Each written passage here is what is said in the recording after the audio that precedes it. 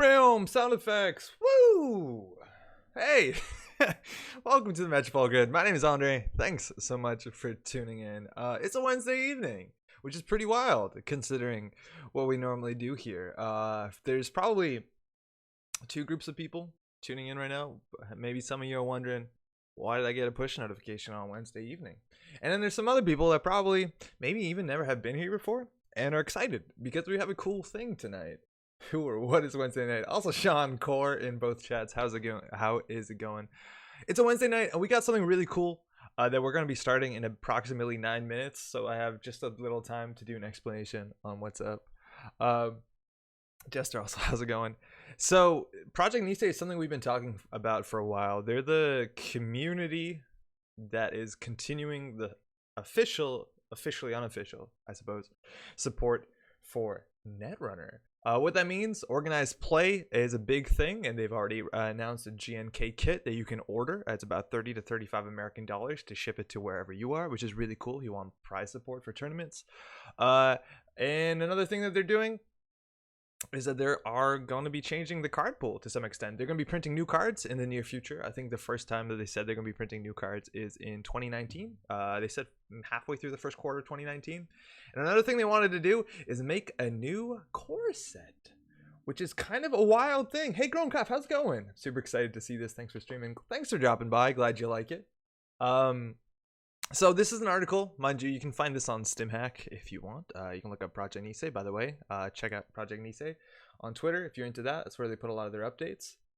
Izzy, how's it going? Whoa, Nisei, all caps. I mean, so this is the article that they first mentioned the revised core. They call it the System Core 2019, and the idea is that before that they could get to releasing new cards, which would be in, they said, halfway through the first quarter of 2019. They wanted to shake things up a bit and change the core set. And it's really interesting what they're doing with the changing the core set, because it's kind of similar to how they changed the core set in revised core set, which is not by printing any new cards, but by changing what's available in it. And have the core set today to some extent. We have half of it at least. Hey Trayclon, how's it going? 10 minutes early. You are 10 minutes early. Don't worry, we haven't started anything. We just started the stream. We're talking through this. Also, Apathy, how's it going? So the basic idea is, I feel like I'm all over the place. Let me slow down a second. RC is their community manager for Nisei, and they reached out a couple days ago actually and said like, hey, I have a cool idea. We're going to be announcing the core set, the System Core 2019, on Friday this week, the 16th. So very soon you're going to be able to see the whole list. But what they want to do before that is send me half of it. I actually have the System Core on the Corp side. I have the whole System Core. I know what's in it on the Corp side. And interestingly enough, the runner side, the other half, I've never seen. And that was sent to Code Marvelous. You might also know as Dan Spinoza, who's also streaming right now on his channel, which I believe it's twitch.tv Code Marvelous, and maybe even on YouTube. I'm not 100% sure.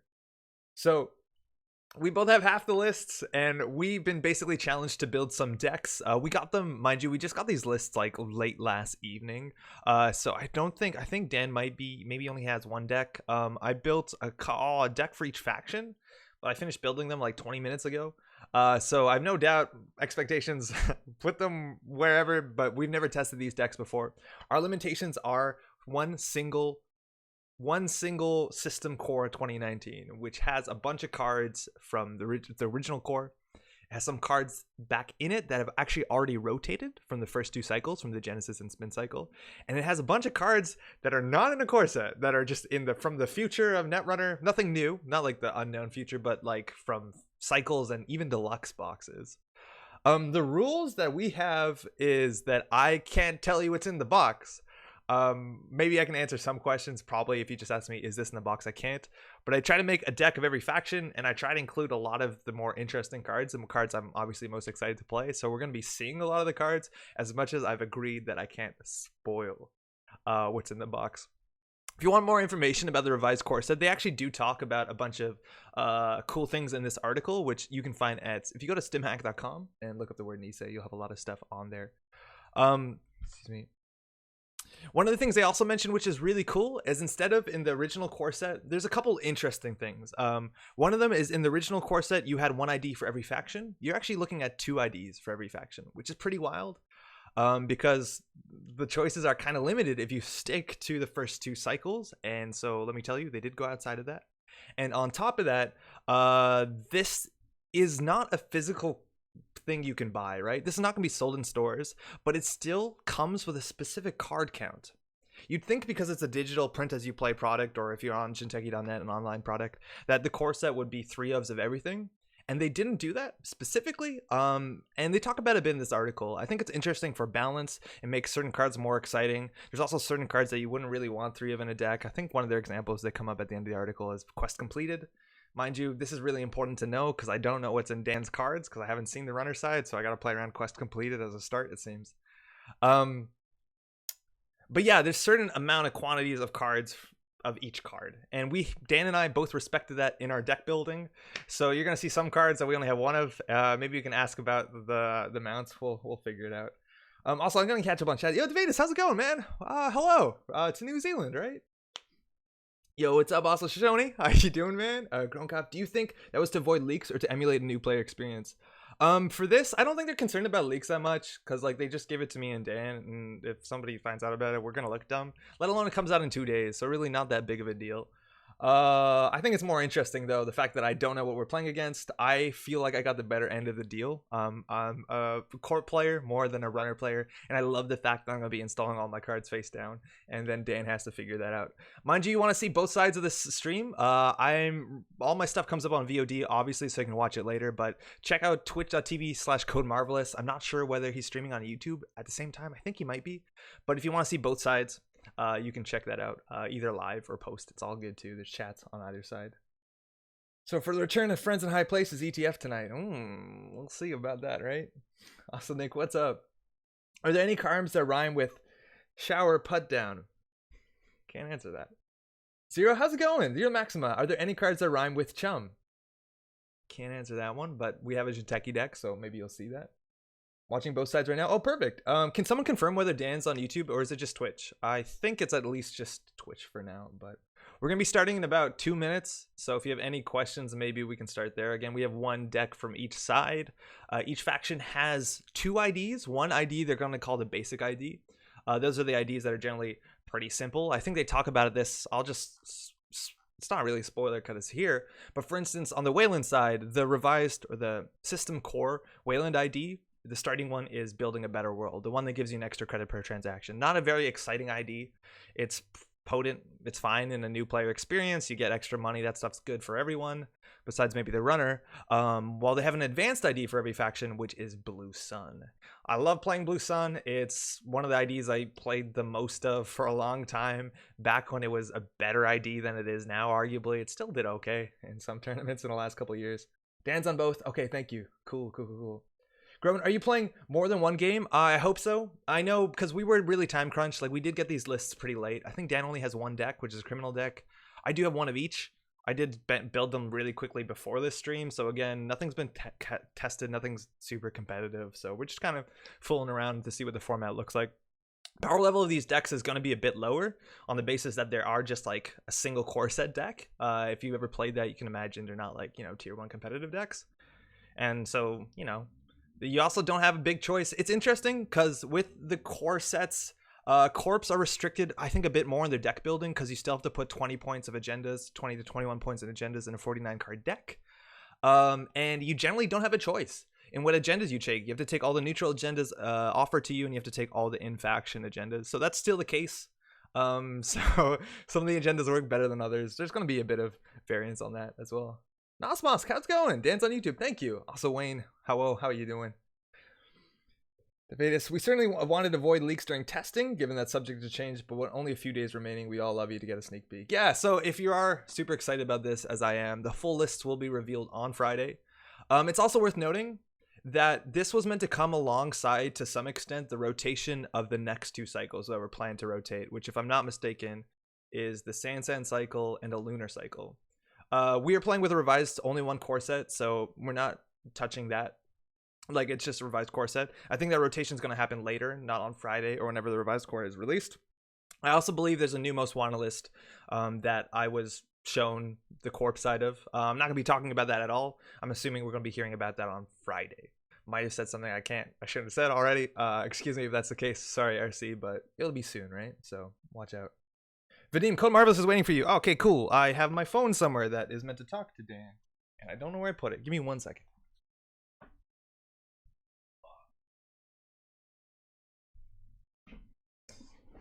I found it. Thank you. Also, how's it going? How's it going, Vadim? Maui, what's up? Yo, Vincent, how you doing? Wondering why each only gets half the card pool. Just for fun. Just for fun. It makes it simpler. It also means that I don't know what Dan has. Dan doesn't know what I have, so there's like just some intrigue going on there. I think that's really exciting. Core 2019, the Thunderdome. Let's do this. Hey, Dan. So I know he's playing Criminal. That's okay. I got 4 decks here. You might see some IDs there. A bit of a spoiler, but we're going to start with SC 2019 Weyland.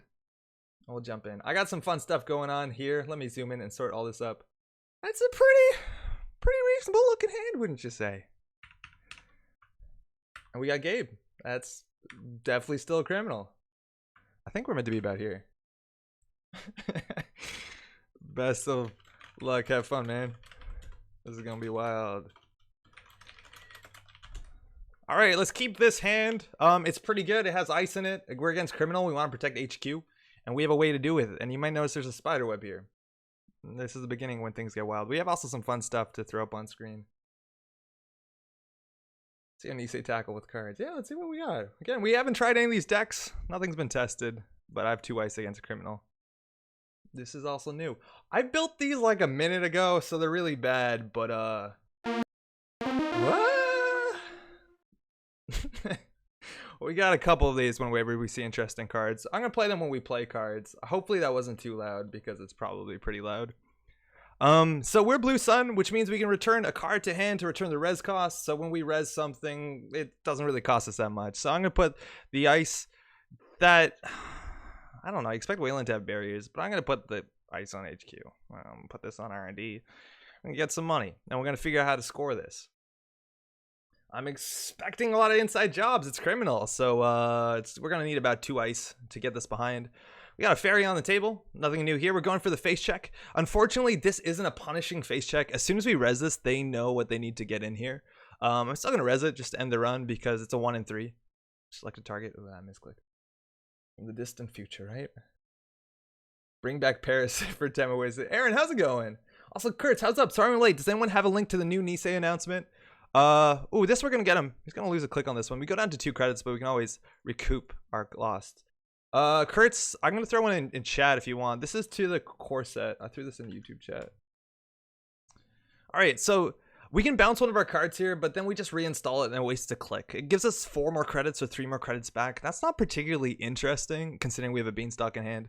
So we're just going to keep going. And this card's actually really strong because we can continually to res it, we can get the credits, and we can bounce it. So we can just get 2 credits every turn, which is kind of nice. I don't know whether the Criminal is going to have... I'm assuming they have Sneak Door Beta, so Icing Archives is pretty good once we can do that. And I'm assuming... Oh, that's really good too.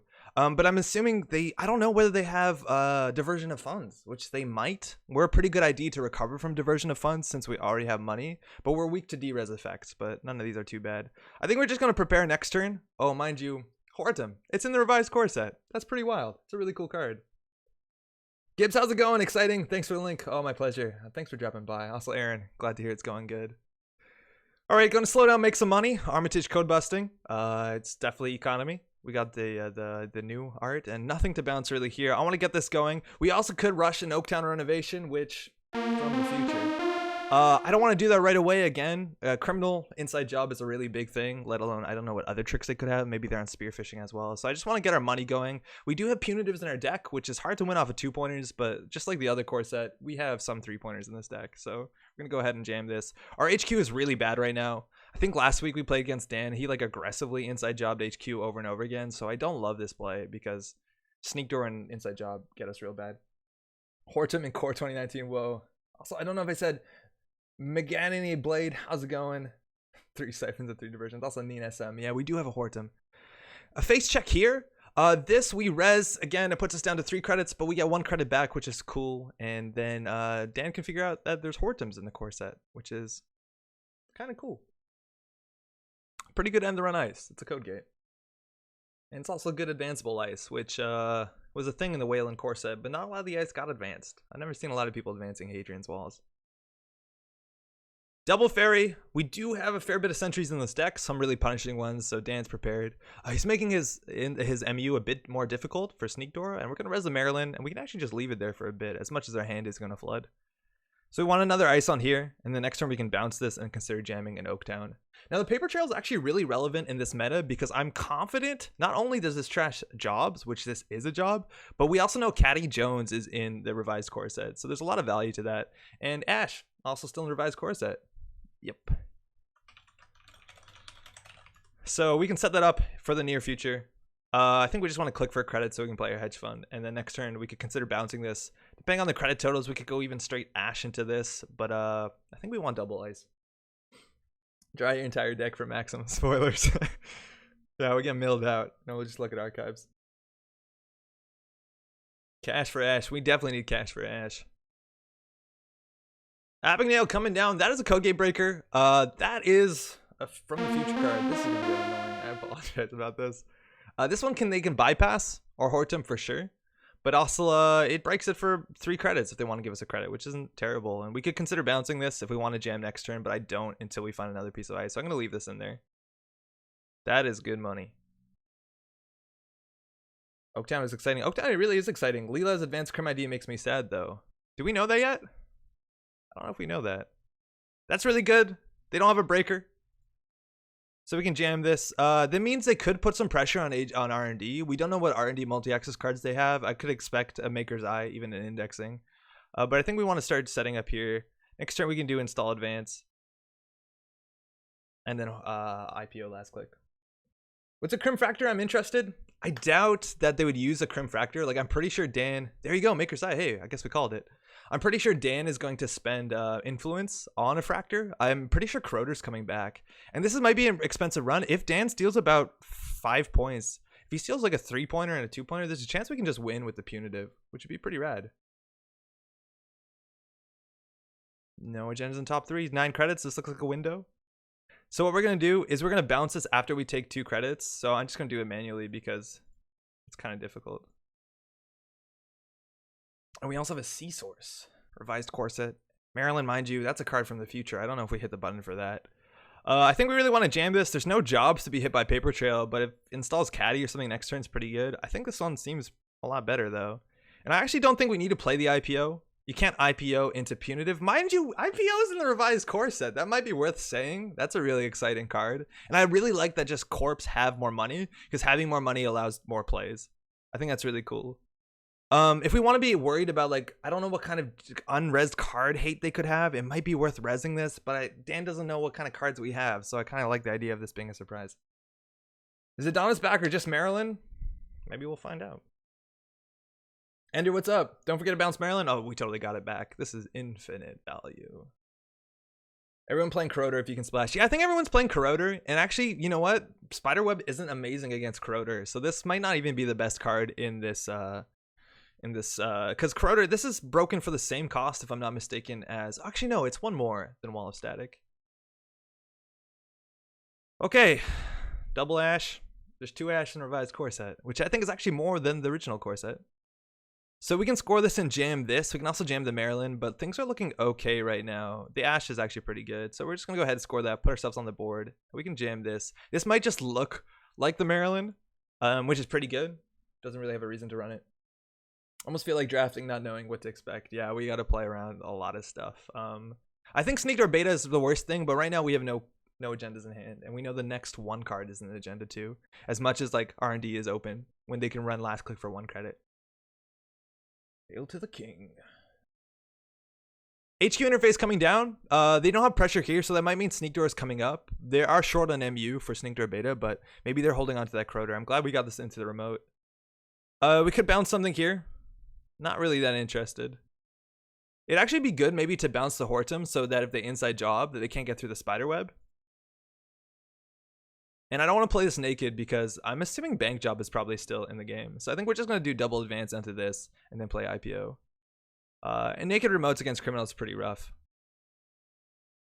Hopefully they play a connection or a job. Again, Dan doesn't know what this could be, and double advance on a card means a lot in constructed format. It could be an NGO front. And probably, you know, things like Project Junebug, things like Aggressive Secretary, those are, or even also Ghost Branch. Yeah, there you go. There's a Sneaker Beta, so threw out a Fairy. There's a bunch of trashables in here, but not much else. So it looks like this is going to be okay. Alright, how's it going? Andre versus Dan. How you doing? I'm guessing Damara is probably the Crim Factor on Core 29 or Teen or Tycoon. I'd probably be Aurora. I think they want to give like strengths and weaknesses to each faction. Also, we got to see what Dan sees here. He sees a Seasource, sees an Ash, a C and a Maryland, not trashing anything. So this is not actually going to do anything besides give us 2 points, which seems good. We could also just score the Hostile out, which also seems pretty good. Gives a bad pub, which means they can run R&D last click for free, but otherwise this is going to be in hand, and they might just slam with HQ interface a bunch, so I think this is probably just fine. This looks like a failed trap, which is okay. We're on 26 credits, which is a fair bit of credits.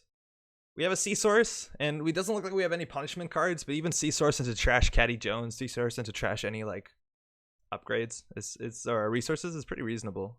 I like this card. I wonder where the Shaper Killer is. It's probably still bad. Maybe it's nanotech, but I'm pretty sure it's going to be pipeline. That's a scrubber. Cool. It's still in the game. Okay, that's the Archer, which we can now consider to res. Unfortunately, with Fairy, it's pretty bad because they get through it once.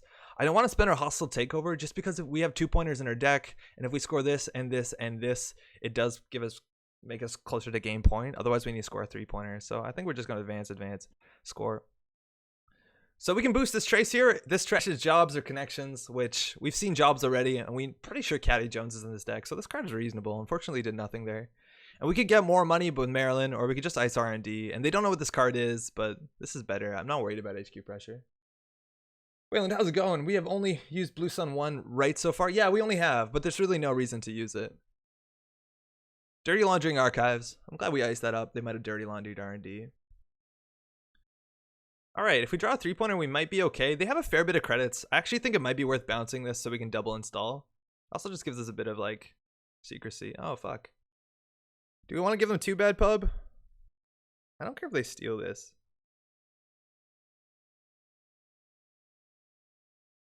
Yeah, I really don't care if they steal this.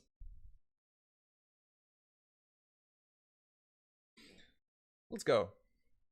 Bounce the Hortum, install it on archives. I honestly don't matter that much. Like, yeah, there we go. So we played around the inside job really well, and that's by putting the Hortum on the outside. So this is gonna get through an inside job, and then we can res the spider wall to stone wall them. So that was a good play. I'm hoping. Otherwise, we had it in the wrong order where an inside job would get through the server. And this looks like it's game point, right? Like, because we did slow advance a 1-pointer, so it looks like this is a 4-2. Which so far we only have Oaktown, and it could be the second paper trail maybe. So it looks like we might just win here. So Dan might go ham. The Hortum on Archives isn't bad, but I think you just stop running it. I like the idea to have this card. Looks like we're going to go inside a special order for a Corroder. Or we'll see actually what it is, the breaker. It is a Corroder. The Corroder's back. That's going to take up 1 MU. So it's probably a Sneaker Beta gets the axe. Maybe actually the Fairy, and they just want to wait for the fam. So it's a Sneaker Beta. So now they can run this remote. Luckily, we can spend all their money on the Ash just to steal the Hostile Takeover. And they're going to spend a fair bit of credits on this too, which is really cool. Atlas still in the core? I can't say Nick until we draw it. So this is 3 subroutines, so I assume I get a credit. Oh, they're trashing the bypass. Wow. And now we're going to do an Ash Trace. So I don't actually need to boost this one because we still come out on top. Gabe doesn't have any credits. And now the Hortum we want to bounce, or actually we want to bounce the Spiderweb to get on the inside again. And they're not. Where they trash this Ash? Okay, so they're on 7 credits, we're on 15. We're going to bounce this to keep the Hortum, which they now don't have a breaker for on the inside, so inside job is a bunch worse. And we just drew the winning agenda. We could do install advance and not have the Ash, or we could have the Ash. This is a risky play here. We could just do install advance and hopefully win next turn. If they have another Abigail in hand, it's really bad. Or we could just slow roll it. I think slow rolling is probably reasonable. We could also punitive them for 1 damage, which seems pretty attractive. The thing is, if they steal this, like if they install Abigail and run this, there's a chance we punitive them. We might have just wanted to install advance and skip the Ash. Do it. Ah, I got a bit scared. We could have might have just, we might have wanted to do for it. At least Paper Trail is less blank than Private Security Force. Yeah, I think that one's more interesting for sure. Looks like we could have had it. So we're going to hold out another turn here. Gabe, spending only 1 credit to get through this, right? They spent 3 to break, get 2 back from the ability. So if Siphon's a thing, it's not even that bad, I don't think. We could consider bouncing Enigma on HQ. I'm not that worried about it. Hopefully we draw an ice and on agenda. That's actually a really good ice too.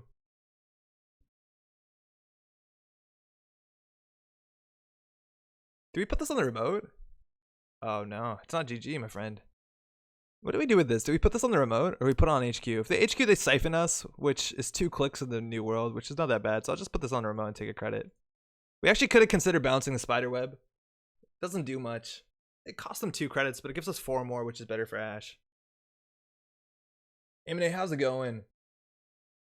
I don't understand why trashing Abigail. They thought it was game point, right? Looks like they don't have breakers. All right.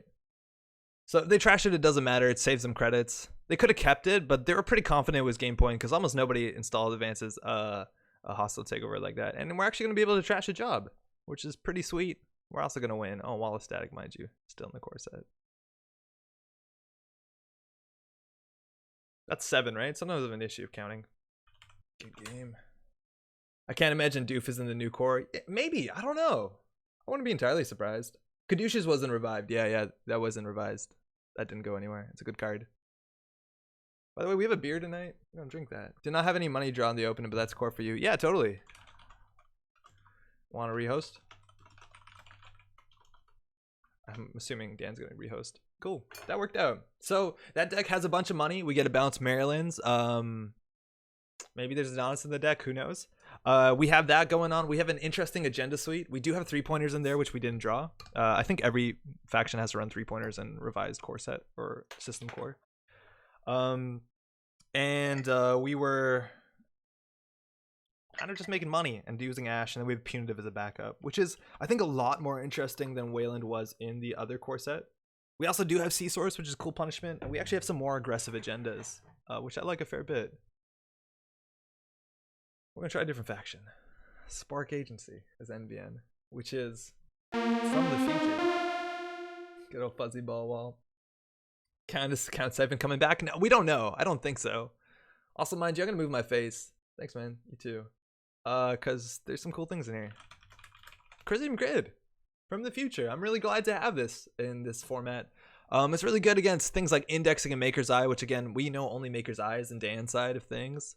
Maybe there's an account siphon. I'm always glad to have this on HQ. You can also put this on archives. This hand is kind of trash on the basis that we kind of want a lot of advertisements. That's a lot of advertisements. We know bank jobs around, so this is a bit of a liability. And Dan's also running Scrubber, which is pretty good.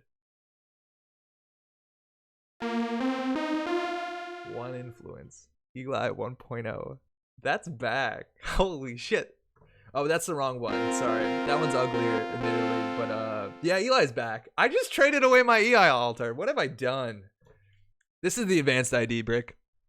Okay, so HQ pressure, obviously very important against Gabe. Getting the Eli in HQ seems really good. They're playing Crowder. This is 4 credits or 2 clicks. Either way, it's pretty good. Now, we could just slam, what's it called? Advertisements, which is not the worst, but it makes it a 1 and 3 in HQ. And Gabe is going to be running HQ. So I think we're just going to maybe... and then take a credit. We're going to res this on our turn. So they start at 4, so they can't sure gamble. Also, product placement is from the future. The boy is back. Eli is back. Oh, that's the wrong button entirely. I apologize. All right. He's back. Did he say advanced ID? It's advanced. Also, Alex, how's it going? This is Core 2019. It's a preview. It fully will be announced on Friday. And it's it's only one of, and not all the cards in the core. Is that Wilfie? Not all the cards are 3 ofs, so we are following the 1 core. So accessing the pad campaign, Gabe gets 2, product placement gets 2, and they trash it, so it evens out. We want another ice on HQ for sure, and they know what we top decked, which is an IPO. Okay, drawing right now is a bit dangerous. I think we want to get a pad down again. Bank job is probably an issue, but no matter what, we're going to get our pads down. So I think we want to draw once, then install a pad, and then pop up window onto HQ. Raven on HQ might actually be better. Because then we could block the pad, but I don't think we trash the pad. What do we do? Raven on HQ is not bad.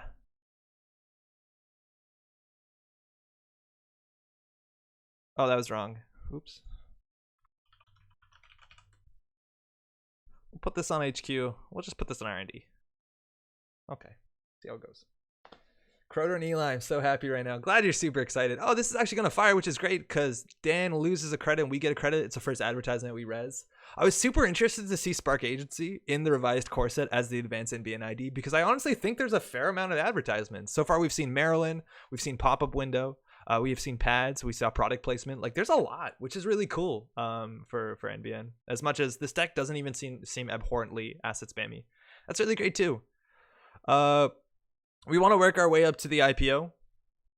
Again, we're weak to inside job, but so far we only have one in hand. I think we might want to install both of those, but we want to get our money up because we don't want to spend 4 on the Raven before we can play our IPO. And Dan is just crediting up. Low credit counts is good for us too. Maybe we have ways to punish that. Who knows? I think the pad campaign behind a pop-up windows might be good enough. I think they might consider checking this. As soon as they start clicking for credits, we can also res the pad campaign to keep it down if it looks like they're going to be building up into there's another job. That's pretty good. We'll res the pad campaign. DBS. Is that from the future? That's a daily business show. And let me tell you, this is huge in this sort of format. There's not a lot of recursion. There's you're running big agendas sometimes that are hard to bury. A card like Daily Business Show is incredibly powerful, and I'm really excited to see this. This is like a really cool fundamental card and gives choices to the runner, to the corp, which is great because losing to Agenda Flood in limited formats is pretty bad. We can install this credit and then IPO. It makes it a 1 and 2 though on HQ, which is real shit. So I think we'll wait next turn to IPO. Oh yeah, he's back. Adonis, also an advertisement. That's pretty good. I think I might just want to spam 2 of these. It's either DBS or Jackson. I chose to save for the 2. Hey, well played, man. Really happy to see that. Antline, how's it going? New formatting? Very interesting. Doing some checks here. That's the bank job, so they have to decide before they access whether they want to take the 8 credits. We can't really play around this. Like, we are going to spam some assets. So that's good. It's 2 clicks for 7. Ooh, another job. Oof. That's fine. This is okay. Hey, the Vedas, can you confirm whether the core 2019 has more cards than any of the other cores? Because I honestly don't know where it stands. So this will put us at 8. This will put us lower. This will put us lower. They actually have the money to trash their stuff, so I don't really want to res Adonis here. I'll res this, though, because managing our hand is really important. Got closed accounts, and from the future, we have Paper Trail, which would have been good a while ago. We're not really going to score it anytime soon. We got to see how many shuffle effects we have. We so far have Maryland, but otherwise, if we put an agenda on the bottom of the deck, it's largely out of the game, which is kind of interesting. That's real bad. We need ice. We need 2 ice because of inside job. This might be a problem. This is super valuable. I hope they don't trash it. Doesn't seem good. This is okay. Wonder if Eli 1.0 will be restricted. Either way, glad to see him. Yeah, I don't know. We lost a DBS. I think that makes sense. It's a really strong card. If we res this, it basically, we pay 1 credit and they lose 1 credit. It might slow them down. I think that's fine because otherwise we're flooding up. That being said, if we res this, we'll still be at 8, so we can install this. Still res this, right? Yeah. Oh my, yeah. By the way, there's 3 project deals, so that's cool, I guess. This is rough. We might be cornered here. We really need to draw like a big old ice. Nope. Same quantity as always. Legal decks can be built for each faction by jamming all the neutral and in-faction cards together. Perfect. So there is, yeah, there is the same amount of cards as all the other core sets, which is cool. So we have a cool upgrade. I think they're going to go trash the Adonis, which is fine with us. They're not pressuring essentials. Unfortunately, our ice is somewhat porous. Like, they can get through this. Christian Grid's pretty cool because we know on their Maker's Eye, legwork would also be devastating. It doesn't do anything against HQ interface, which we know they have. So this is not that great. I'd rather put this on R&D. It'll look like a product placement, which is kind of innocuous, but we really don't have plays here. I think we're going to draw once more and throw out the closed accounts. Yeah, that's technically nice, huh? Trace 3 is nice. That was in every core set ever, so why not this one? We might actually wanted to put that on this server and then like trash the pad, but I don't know. You know what's up? Stops Gabe creds. Oh yeah, it does. That's true. And mind you, they talked about this in the article. This is a location, Earthrise Hotel. It's a really strong card. It's slow on upfront tempo, but 6 cards for 4 credits slowly is actually really good. Compared to, you know, things like quality time. That's a Raven. Raven on the outside, not the best because of Inside Job, which we know they have in their deck. So we could consider doing Raven, Red Herrings, Project Beal. They're going to get one anyways. They might as well get this. Let's see how this goes. Our Collie, how's it going? When I started playing, it was impossible to make a legal NBN deck with a core set on account errata to Astro. Yeah, that's true. They did change that. And the revised core set was like, or the original core set was real fucked. 2 big cards coming back. Paragon from the future. And probably more importantly to a lot of people, that's John Masanori. Chatting babes on the HoloNet or something like that. Logging online with babes all night from the past.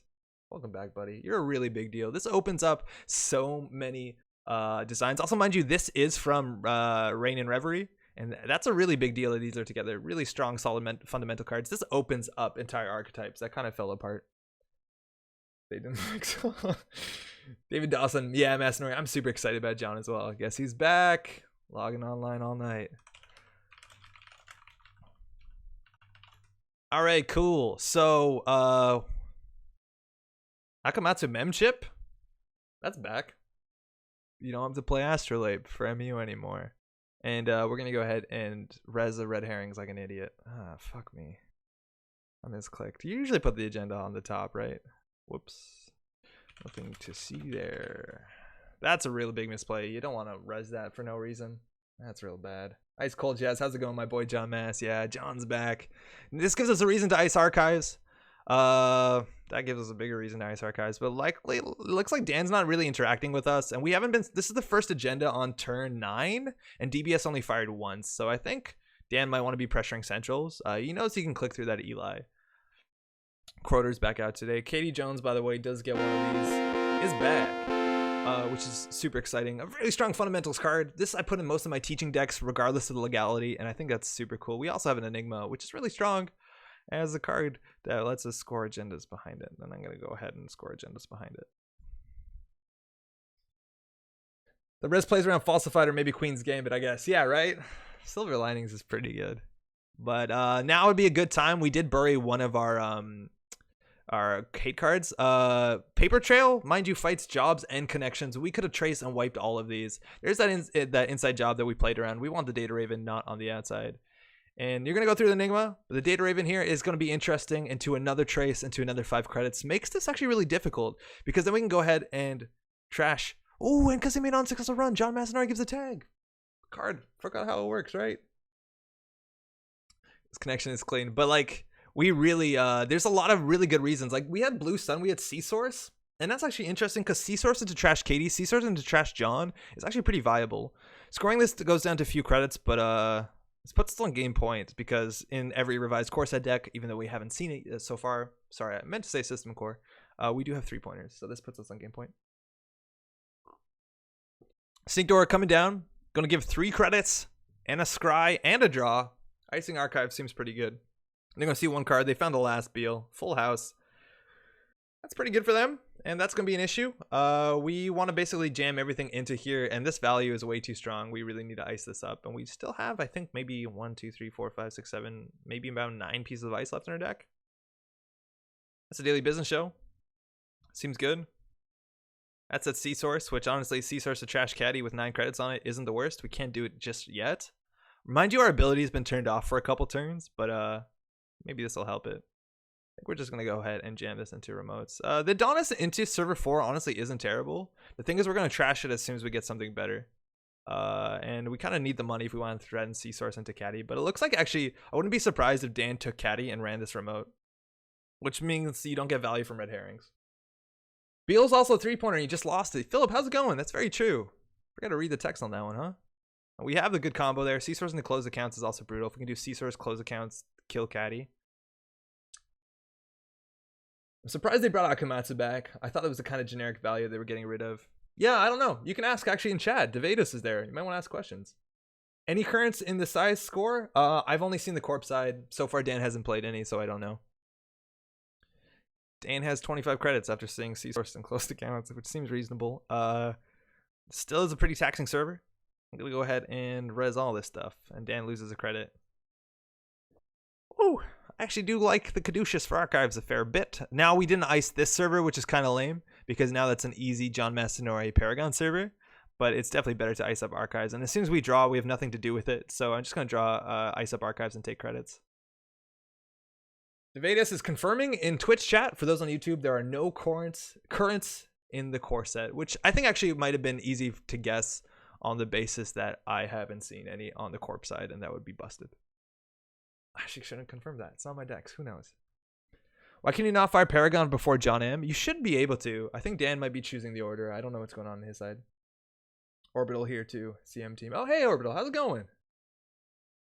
Using Fairy to break the Sentry. We haven't seen a permanent killer yet. It costs a credit to get through this, but they know these two cards in hand, I think. So this Axis has still a fair bit of value because of Gabriel Santiago, because of Paragon, and because of John Mastanori. You never want to make that unsuccessful run. So John Mastanori is a huge liability. BK, what's up? I feel the reason they got rid of Akamatsu is because no one played anything else as far as MU goes in Shaper. That might be true. I'm assuming Chaos Theory still might be the Shaper. Dan, mind you, only had time to build one deck, so we're going to be seeing a fair bit of Criminal, but at least like it's really fun, interactive Criminal, which I like a fair bit. And mind you, this is the basic Criminal, so there definitely is an advanced Criminal ID. We'll see how it goes. Ooh, our Crisium Grid is actually going to matter here, which is super good, because there's still a fair bit of agendas in the game. So this probably looks like a product placement, but still got it. So this is going to sing a single card. And Trash Crisium for 5 is dope for us too. DBS fires. Eli 1.0, our friend is back, and we definitely want that Eli 1.0. The question is where we put it. Putting on the DBS doesn't feel amazing, but it's actually pretty sweet because it stops this. So far, they have no value runs besides the pop-up window, and actually, that's probably the worst for us. They could give us a credit every turn to see the top of the deck would be locked, so putting us on R&D actually seems pretty good. They're going to have to start clicking Caddy up real soon because it's going to be running out of money, but they've gone through a fair bit of their deck, and I'm assuming they have another Earthrise. It's probably like 2 in the core set. Deck Deer has ordering problems. Unit, what's up? Maybe something besides Toolbox? Yeah. What's the console in the revised core set for Shaper? Do they have one? Degs is playable. I pushed for an SC 2019, but alas, it was not to be. Ah, damn. Okay. There's the caddy money. So we do still have one paper tripping in our deck, which would be pretty potent as much as the Trace 6 they could boost into. And this Adonis is doing work, let alone this has been on the table since like turn 3. Giving us a lot of money. Special order, probably pulling out a Fem. It's actually a Mimic. Coming down. Mimic. Doesn't deal with Raven. Gets to this for 2 credits, which breaks even. They actually get a credit running HQ, which is super good. And Explodapalooza. That one's from the future. Do we want to jam that right now? Let's think about it. They have to get through this, which they can. This, which they can't. This, they easily can. And then they have to pay 5 credits. And then we get 4 credits. We're jamming Explodapalooza.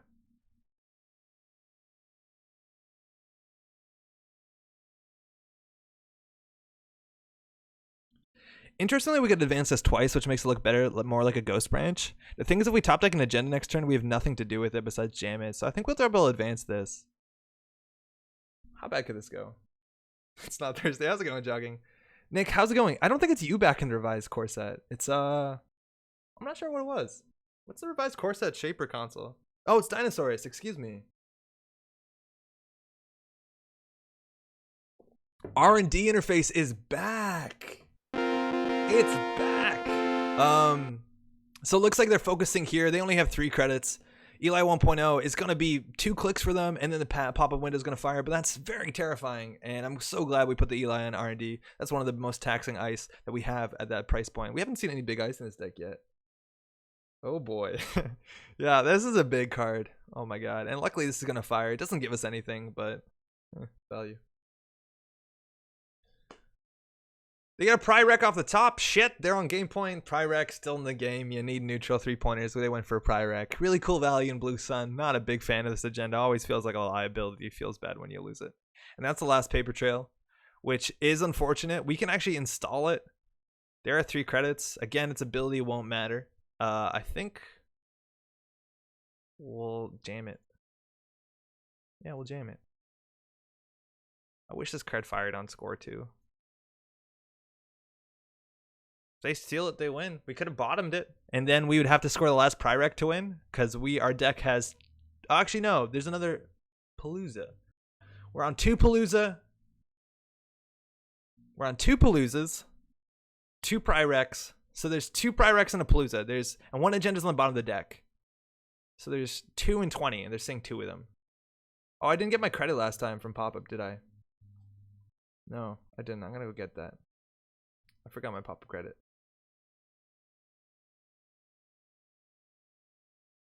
Forgot it last turn. Is that cool? RDI plus Extra plus Nisei plus Mind's Eye. Kiko Nisei confirmed next meta. Probably not. Psych Mike value. Nice. Thank you, thank you, thank you. So they're going to see 2 cards. We have a big chance of losing here. They're accessing on 0 credits, 3 on Caddy, getting 1 from Paragon, scrying their deck, seeing 2 cards, which R&D lock, mind you, is maybe a thing you haven't experienced in Netrunner in a long time. But a lot of the strategies in this game, classically, when I started playing, is if you got multiple R&D interfaces, you could just hammer it R&D. And it ensures I never draw an agenda. Now, this card's actually super potent because every turn we're drawing technically through 2 cards with a daily business show, which is wild. It's not happening right now. Honestly, I think the play here is install C-Source Trash Caddy. Is that the play?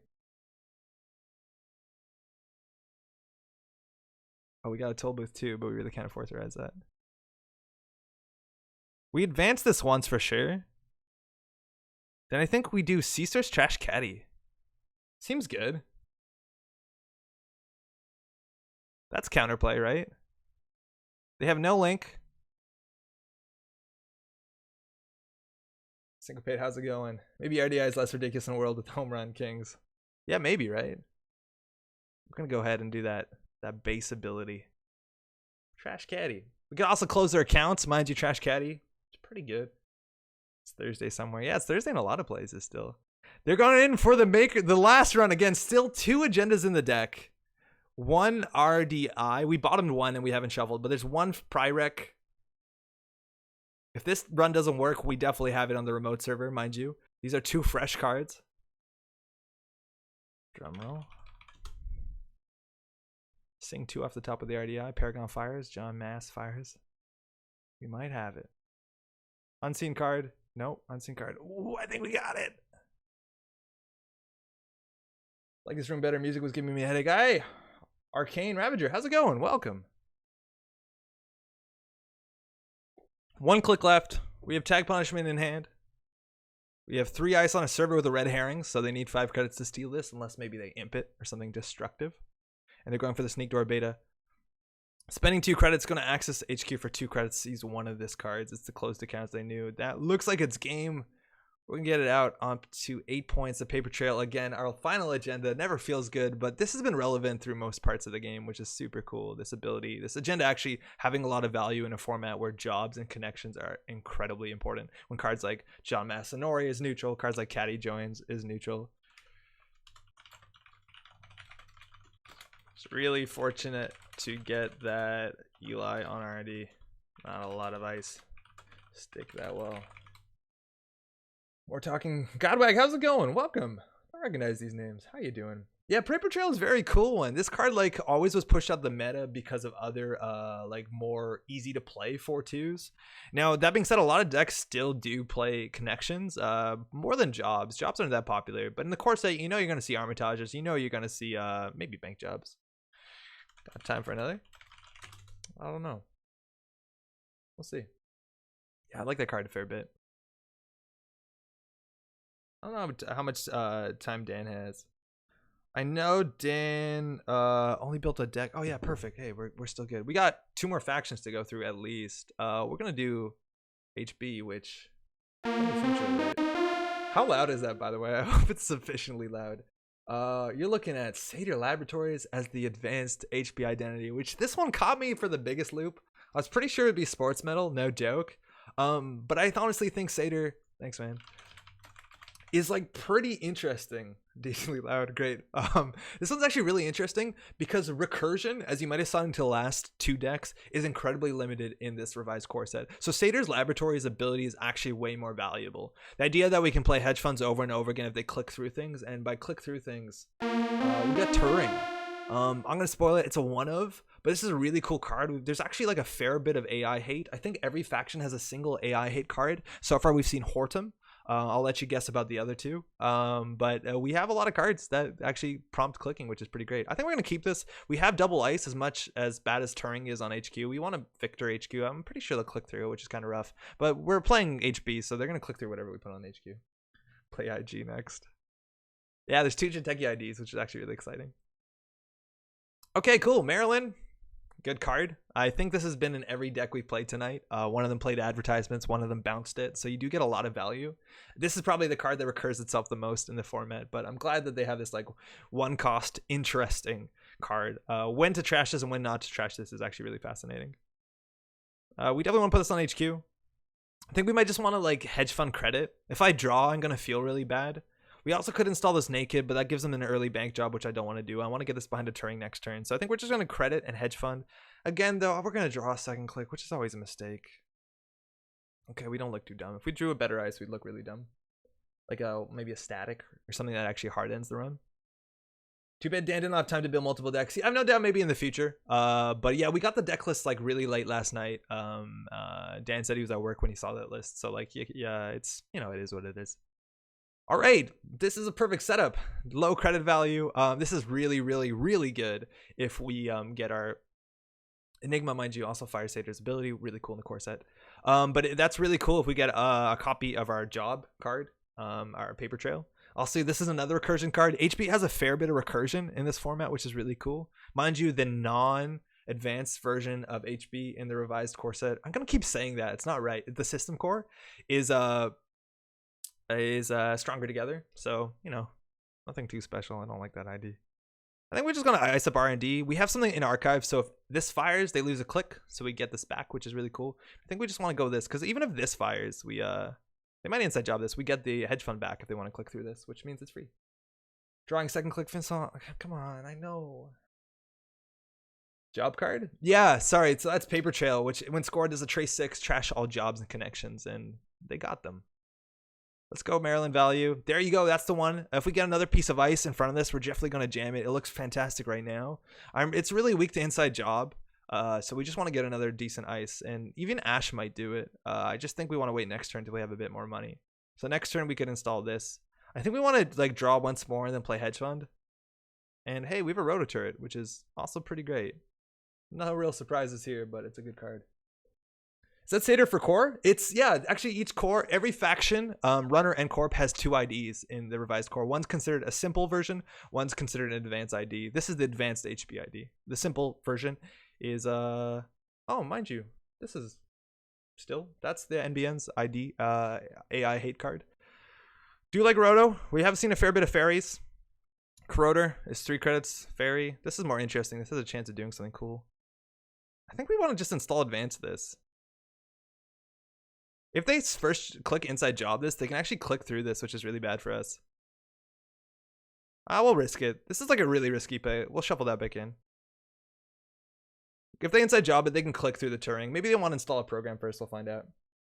Oh yeah, sorry. Jobs is a subtype of connections. So for instance, Caddy Jones is a connection. Armitage is a job. Those are subtypes. You'll see when we score this, which it looks like it might fire. Paragon sneaked our beta. Again, really strong combo. Finding the wraparound on HQ. Cody, how's it going? Also, Giles, how's it going? Hope I didn't miss much. You're in game 3. You actually did miss a fair bit, but that's okay. Yeah, sorry. Also, Arcane, ask questions if you have them. Oh my god, this is going to be something of beauty. 12 credits on Caddy Jones. Advance. Advance. Advance. Score this. It's a trace 6. We pay 1 credit. They lose 16. In the format, paper trail seems really good. That's gonna hurt. And there you go. Wipe the board. We still have archives open. We haven't seen any strong HQ pressure.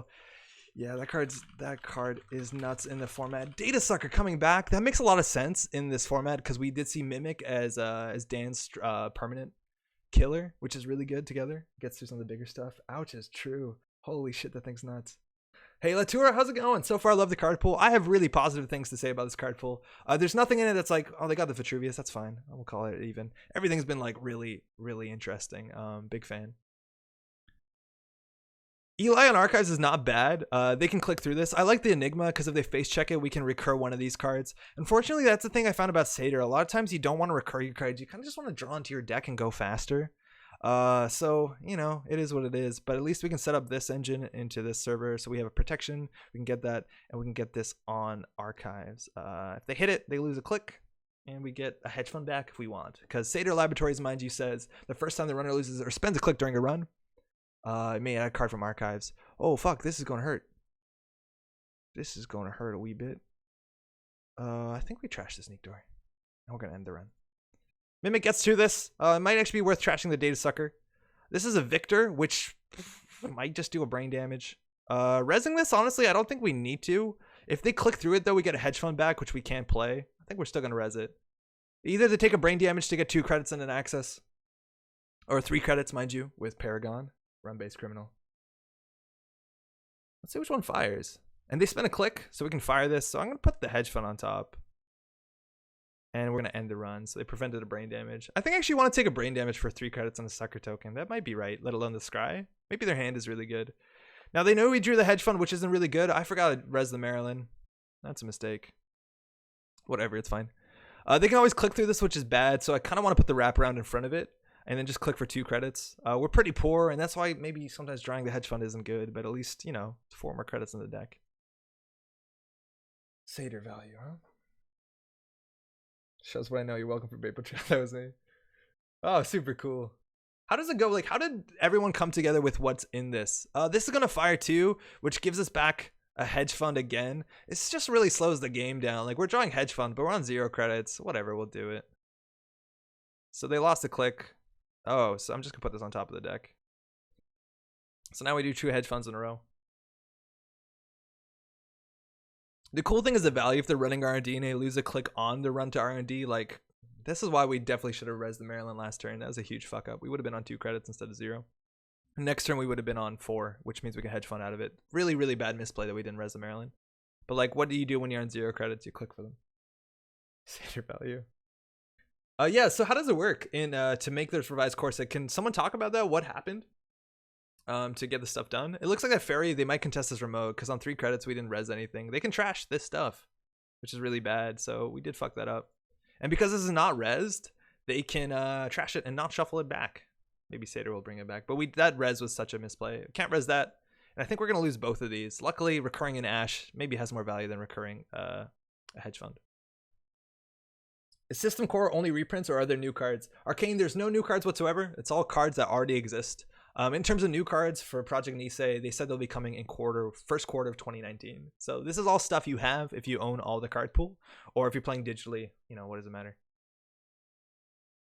But nothing new, which is cool. Easy mark, that's money. They cleared our server out. Feels bad, y'all. I think we want to maybe double credit into hedge fund. They luckily have no money either, but like that, yeah, man, I feel real bad about that, Maryland. We fucked that up considerably. Okay, well, we got money. Now we're a threat. We can Eli on that jam next turn. We'll see how things go. Greg was initially the one arguing for a new core set. Ended up convincing all of us of its value. Came with an initial list, and we went through 9 revisions, each playtested to get here. Are you playtesting online or in person? I assume it's online, right? So we got 2 gambles coming in from Dan, all the way up at 14 credits, eclipsing us. And we have a successful field test, which is from the future. This card is wild. Spamming assets might not be that realistic, but it's really good for installing ice at no cost. And it's another 4-2 agenda, which is really cool. So far we've seen successful field tests, Paper Trippin, and Vitruvius. And we also have 3 points in our deck. Yo, Pat, what's up? Also Warlander, how's it going? But also Pat, how's it going, bud? Warlander that you just can't compete with Pat. I'm so sorry. Okay, so they could consider running HQ here. Jamming this has a bit of value. We get the Eli for free. You know, losing that whole server with the Ash feels bad. I think we want to jam this because they might consider running it. Maybe they have another fairy in hand. But I think they're going to run HQ soon too. And EJ is really good. If they click through it, we get our Ash back. And it's valuable on the outside of a remote server before cards they actually need breakers for. Again, it's really good if we get a successful field test down. And I don't want to go to few cards in hand because then the HQ pressure is real. They're probably going to put down a decoder and run R&D soon. I think the Eli and R&D is actually pretty good. It's nice they can always get through, which makes it kind of bad on a remote server. But it's really good on R&D. Where it's not 100% for them to get an agenda, so it's a higher upfront cost, and we know they are on R&D interface. I think we're just going to install this in R&D and then hedge fund up. The other option is to jam in Adonis, which I don't mind either, but I don't think we need to do it right away. Let's see how that goes. Chess Boxers, how's it going? Thanks for dropping by.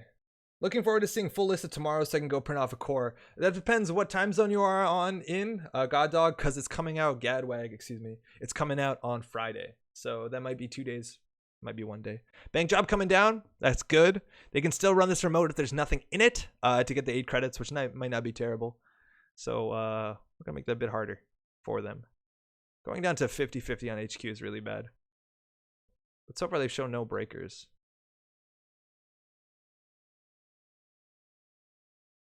Oh, this is really expensive. This is going to be 7 credits. Okay, it's Thursday for many people. Yeah, I'm assuming it is. So tomorrow might be right. I just want to clarify for everyone. one day. Warlander, what's up? Patrick, don't feel too bad. Warlander, it took me a long time to get to this level. He kept showing up. Thanks for dropping by, both y'all. How's your Thursday, by the way? Either you can answer that, I suppose. It's in Australia, so yeah, whenever it drops. That'll be quite soon. Abagnale's coming down. That's actually really interesting. They probably have more than one of these. They special ordered for it, so maybe they don't, but that means they can always click through the Turing. By click through, I mean, sorry, trash Abagnale. They can't click through that, though. Heimdall 1.0, that's one of our few big ice in the deck. So far, we haven't seen that many big ice. I think we've only seen Toll Booth so far, and I think that's it. So this is pretty good. We still have a lot of agendas in our deck, so drawing is kind of risky. Behind a wraparound, Victor's pretty good, but a Sneak Door might come down. They still have 2 unused MU. I think just getting money is pretty good, because we want to be able to resist 9 credits worth of stuff and score this, which lets us install the Heimdall wherever we want. And I think we're going to have to resist Eli really soon. So I think clicking for 3 is probably acceptable, as unexciting as that is. I was considering buying the necessary data packs, but it looks like they're all from all over the shop. Yeah, it is. It's definitely from everywhere, which is not what I was expecting. There's actually not that many cards I saw on the corp side that came back from older data packs, so maybe it's a bit easier to find. Ooh, they have the full suite. Here's everything. And Data Sucker Purging actually has some value considering the Ichi. But that's the whole farm, huh? Archive Memories, that's a recursion card. I think we actually archive memories for our friend Ash and just jam it. I like that. What do we do with our last click? We'll draw an agenda here. Ooh, Biotic. Still in it. Still good. Let's just score this out if we want to. But we do have Vitruviuses. Scoring from hand is pretty good. I think we'll actually just get the Ash in the remote. Classic. Looks like I'll have to track down a couple of cores. For what it's worth too, I just want to announce this. I know there's probably a lot of people tuning in. I gotta do, we'll keep, stay on this channel. I have a friend who has original core sets and the first couple cycles and maybe a bit more. And he's trying to get rid of it. He lives in New York City, so we're gonna do a raffle for it. He said he'll send it to whomever as long as they pay for shipping. So that might be really cheap really soon. There might be a lot of people asking for that, so we're gonna do a competition. I'll sort that out for sure by next week, and we'll figure out what to do about it. It's not the most modern cards he was playing back when the game started, but it's something, and it's gonna be like dirt cheap, which is really cool.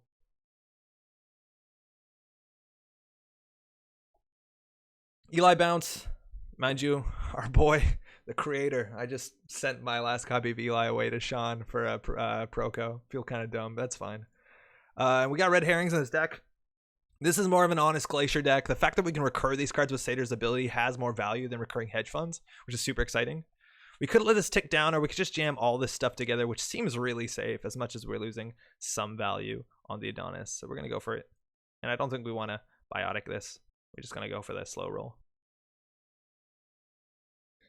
I was going to recommend the miniature market sale, but shipping cost to Australia is probably ludicrous. I think everything in Australia is ludicrous, isn't it?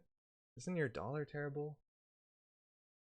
I'd give the data packs an FL here. Thanks, by the way, Sean. Hey, hope you have it. Sorry it took me so long to send it. I'm a dickhead.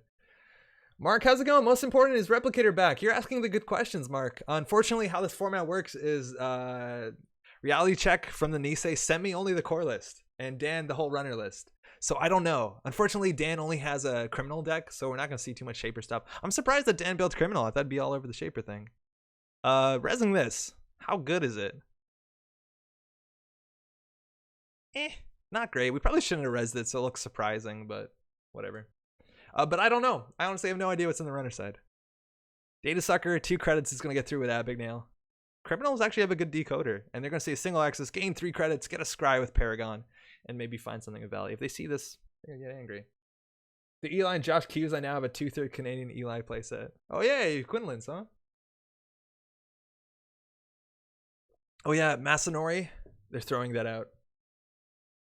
Shipping is actually very reasonable for data packs, only $7, but the darn terminal directive box costs about the same in shipping as it does the sale. Don't get me started on Australia. I was waiting 2 years to ship a platypus carcass stateside. So much paperwork. I've actually heard stuff like that's really difficult, like getting leather and stuff like that, which I think is a thing. All right, so this one, mind you, is from the future. If we score this, I moved my mouse. We get to install everything for free, which is great. I wish we actually had an agenda to jam, because that would be really good. But we can install as many things as we want for free. So Adonis, you go in the remote. Enigma. We want to get this on server 1. That's like a lot of value. We can get this on R&D, which seems pretty good. HQ seems pretty locked. Basically, once we draw something, we're jumping it in here. So we're just going to put this on R&D. And that was a fuck ton of value. That was like a lot of value. Wow. Are you or Dan able to disclose cards that aren't featured in these matches? I build a card of every deck, but no. Of every faction, but largely no. It'll be out on Friday, though. I agreed that I wouldn't. So we are set up. We still need to score another agenda. 3-pointers are going to be an issue. Dan is batting down the hatches. Looks like he knows that it's all going to be in the remote server. I'm fine with keeping 1 card in hand. We're weak to things like, I don't know, embezzle. I don't know if that's in the format. I don't want to draw right now because we're not going to put it anywhere. So I'm just going to gain 2 credits and IPO. See how things go. 5 credits and 3 installs for scoring seems good. Yeah, it's pretty good. When do you draw the friends in high places? I'll be real soon. Hopefully soon. I'm surprised but happy to see Eli 1.0 back. Yeah, right? Maker's Eye coming down, so they're definitely going to get in, and there's still a lot of agendas in the deck. I wouldn't be surprised. There's a big chance Dan actually wins on this one, unfortunately. Enigma has 2 credits. This is 2 credits. They want to use Data Sucker tokens. This is another 2 credits. You can lose a click, and then we put a card on top of the deck, so that's pretty bad. It makes the Maker's Eye pretty rough. But this is going to be really rough for us. There's a big chance we lose here. Maybe we need to draw aggressively in Jam. Is GLC back or just BLC? One of them is back. They actually said in the article blue level clearance is back on this article, so I'll confirm it. I have 1 in my deck. I was worried of playing too many. Yeah, there you go. That's 3 points off the top. They're on game point. And they trash our red herrings, which means that we're going to draw into new cards sooner. Caddy coming down. They're now on low credits. This is the time for us to draw in Jam. And yeah, we have a flare in this deck because I didn't know how to spend influence, and I built this deck quickly, and it's a big ice. It's good. It's a good one. I don't know. It's expensive. I assumed this deck would have a lot of money, and it actually kind of does, considering how much stuff we've rezzed. Let's get an agenda. Let's get an agenda. Okay, well, we're loose to R&D if anything, so we'll just go ahead and put an Ash here. This could look like anything. They know we've been playing Crisium, which is in the format, so this Ash is fine as much as it's unique. Atman is in there? Oh, I hope you're not spoiling what's in Dan's hand. I don't know. Sebastian, how's it going? I'm really enjoying this gameplay so far. Core looks pretty promising. Sebastian, thanks so much for the kind words. Let me tell you, it looks great. So far, everything does look fantastic. That's a DBS, which is a really good card in the format. If we put it into Naked Remote, it's kind of weak for Bank Job. I don't think we need a controller draw as much as we need to draw faster. Putting another blue level clearance in this deck might have been cool. Give me an agenda. We can double biotic out of 4-2. Fuck me. What do we do? Don't lose on R&D. Classic. Double Eli. Dan pitched it. Oh, thank you. Oh, yeah, Atman is in there. Hey, I totally missed that. Running archives. Why? I guess for Paragon and John. There's no John. Install Flare? That wouldn't be terrible, but we need Ash money, so I don't know about that.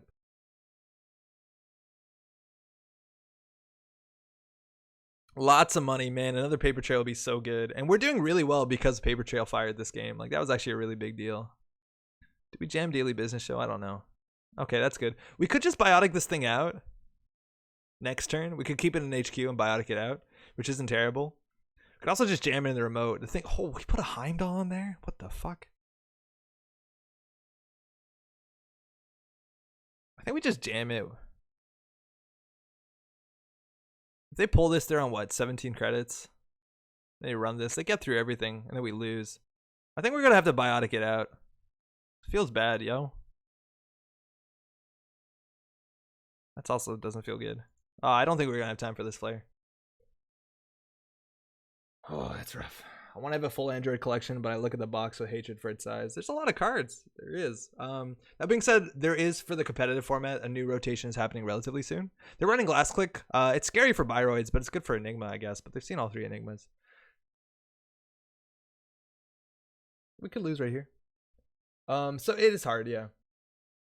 I like the R&R box is cheaper cardboard. No sense making it thick stuff like the deluxes. You just store cards in there. Man, Terminal Directive was way too fucking much too big for what it was. Holy shit, was that box big? Okay. 1 and 5. Paragon fires. Fuck! Shit! Ah, dang.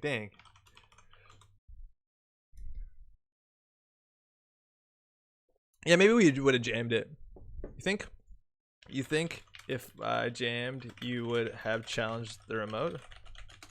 Finally got to the point of money performance. Yeah, they had a fair bit of money. Yeah, that early, what's it called, was so bad. That early paper trail, so bad. Totally different game had that not fired. Ooh. Ooh, StimHack would have got me. So StimHack's still in it. I wouldn't be surprised if that wasn't just a one of, just like it was in the revised core set. That'd be kind of cool, right? Got time for one more. Do the whole circuit. Yay. Oh, that was the wrong button. Okay, cool. We're doing the whole circuit. Nice. Dan originally couldn't stream at this hour. He normally streams in the morning. By the way, if you don't know, Dan streams like most weekday mornings at like 6:30 before he goes to work, which is wild. Check that out. He also has a whole bunch of interviews on his channel with a lot of the people that are in Project Nisei. So you definitely want to check that out. Obviously, he's also streaming his side. You can see that on both Twitch and YouTube at Code Marvelous. Maybe also you want to watch both the VOD side by side and see how we misplay against each other. I don't know. Here's Jinteki. We got PE, which is the basic identity. There is an advanced Jinteki identity if you want to take some guesses at it. And we are playing some damage cards. I kind of want ice against Gabe, I'll be honest. Nothing too spicy here. We do see a Wall of Thorns, and I'm playing Pop-Up Window because that's what PE used to do back in the day. And Maryland Campaign, good card in any deck, right? PE forever. PU core. Wish you're playing the advanced ID. Yeah, the advanced ID is a bit harder to build a deck around, and I built this one last right before the stream. So I just want to build a bit of shell games because there's a fair bit of traps. Every faction has an advanceable trap. I think I'm only playing one of them though, maybe 2. We'll see. But yeah, it's pretty cool. All right, so we can't really play in a trap deck. We can play around Bank Job, so we're just gonna put that out there, see if he runs it or not. That generally tells you a lot. Gonna want to run HQ anyways, so getting us on HQ is good. And this is probably the strongest ice we have in the whole deck. I'm gonna play this so we threaten snare a bit better. Excuse me. Is a new core released? It will. I don't know when it's released. Fuck yeah, that happens. I told you that happens. But it'll be at least announced on Friday. I don't know if that's the same thing as released because I guess you have all the cards. A lot of people do, but I don't know. Why do you not have P alter image? It's beautiful. It's because I haven't donated to JNet honestly, which is pretty fucking shitty. I should have done that by now. Yeah, I don't have a good answer to that. Crowder coming down. That's respecting net damage. It's pretty good. I'm embarrassed. New core is out on Friday. That's fine. Cool. Thank you. This is what they're playing, right? Yeah. Wow. Why not just Toll Booth? Please tell me Toll Booth is rotating. No, Toll Booth isn't rotating, Wayne. We've seen it already tonight. It's advanced in Tiki ID RP. I do miss RP. Can I get a confirmation on that? Is it something we can talk about if I'm not showing? Are the decks new core legal? All these decks are single new core. That's all they are, net jogging. They're just one core. All right. Neuro Katana, it's always spicy. Put that somewhere. Donate to G. Yeah, I know I need to. There's a while I don't know. I donated to Netrunner DB. I don't know. I haven't done to this one. I think still for what it's worth, if I donated, I wouldn't use the alt arts. I'm gonna fix that tonight. Sorry about that. Free photo spoiled advanced ID. Thanks for streaming. Oh, thank you, Ice Cold Jazz. I can confirm the advanced identity for Jinteki is actually a replicating perfection, which is wild. We played it last week and we're talking about like, oh, there's a big chance that this could be remade, which is wild. I'm gonna play IPO because if we have to res this ice, we can't play it next turn. I think that means we basically covered all the IDs. I think that's all the corp IDs. The runner IDs are still a mystery. Scrubber coming down. That's gonna do work. Dan hasn't played a one game yet, so it's gonna get value here. We can always shuffle this back though, but he trashes it basically for free with both of these. 3 more credits for this, but we're gonna get some traps. Is NBN basic ID still making news? If I'm not mistaken, yes. Yeah, we'll shuffle that. Yeah, it looks like it's making news and Spark. Mega party. All right, let's go. Ronin. And again, advanceable traps are pretty good. This is actually something we can get a value kill on. We can do install advance here and see if Dan runs it. If he doesn't, he might lose the game. We could also ice it up, which seems kind of fun because if he runs into this, that's pretty good too. Might get an inside job out of him. Either way, I like it. Because if this fires, we can maybe double Neuro and cheese out a win. There's no way this fires out, right? Do we advance it once? No, we still can't fire it next turn because it takes 4 advancements. So Sundew as well? Maybe. We'll find out. I'm playing a Jinteki deck. Do you play Sundew in Personal Evolution? I don't know. Making news, I hope Door to Door is out. There are no currents in the System Core 2019 mark, so don't worry about Door to Door. Oh, Lotus Field. Technically not back. Technically not from the future. This is in the core set, right? Please no Sundew. That card was hell in RP. The card was RP. Yeah, Ice Cold is saying also in the Twitch chat there would be more cards rotating. Yeah, 2 new cycles are meant to be rotating, Lunar and Sand. So that does change the play space considerably, mind you, which is like a really big deal why some of the cards, like we haven't been pointing it out in these games, but a lot of the cards, there's a fair bit of cards in this that we've seen, like Earthrise Hotel, that will be cards that are planned to rotate. So this System Core is actually saving them to a big extent, which is super cool. I don't think we have the money for any of this stuff, but there's a small chance that we just kill Dan with a Ronin. Lotus is not in revised core? Okay, so this card is not rotating. It's being saved. Okay, so do we want to do 3 net damage of value?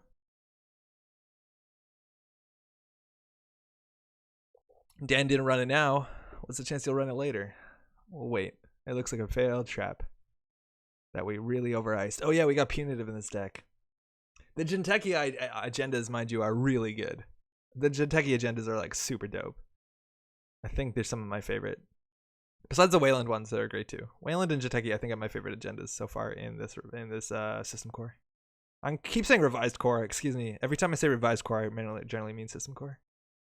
Yeah, that's in there. Interestingly enough, Nisei Mark II is not a 3 of, which makes it a lot more interesting if you're playing a more limited format.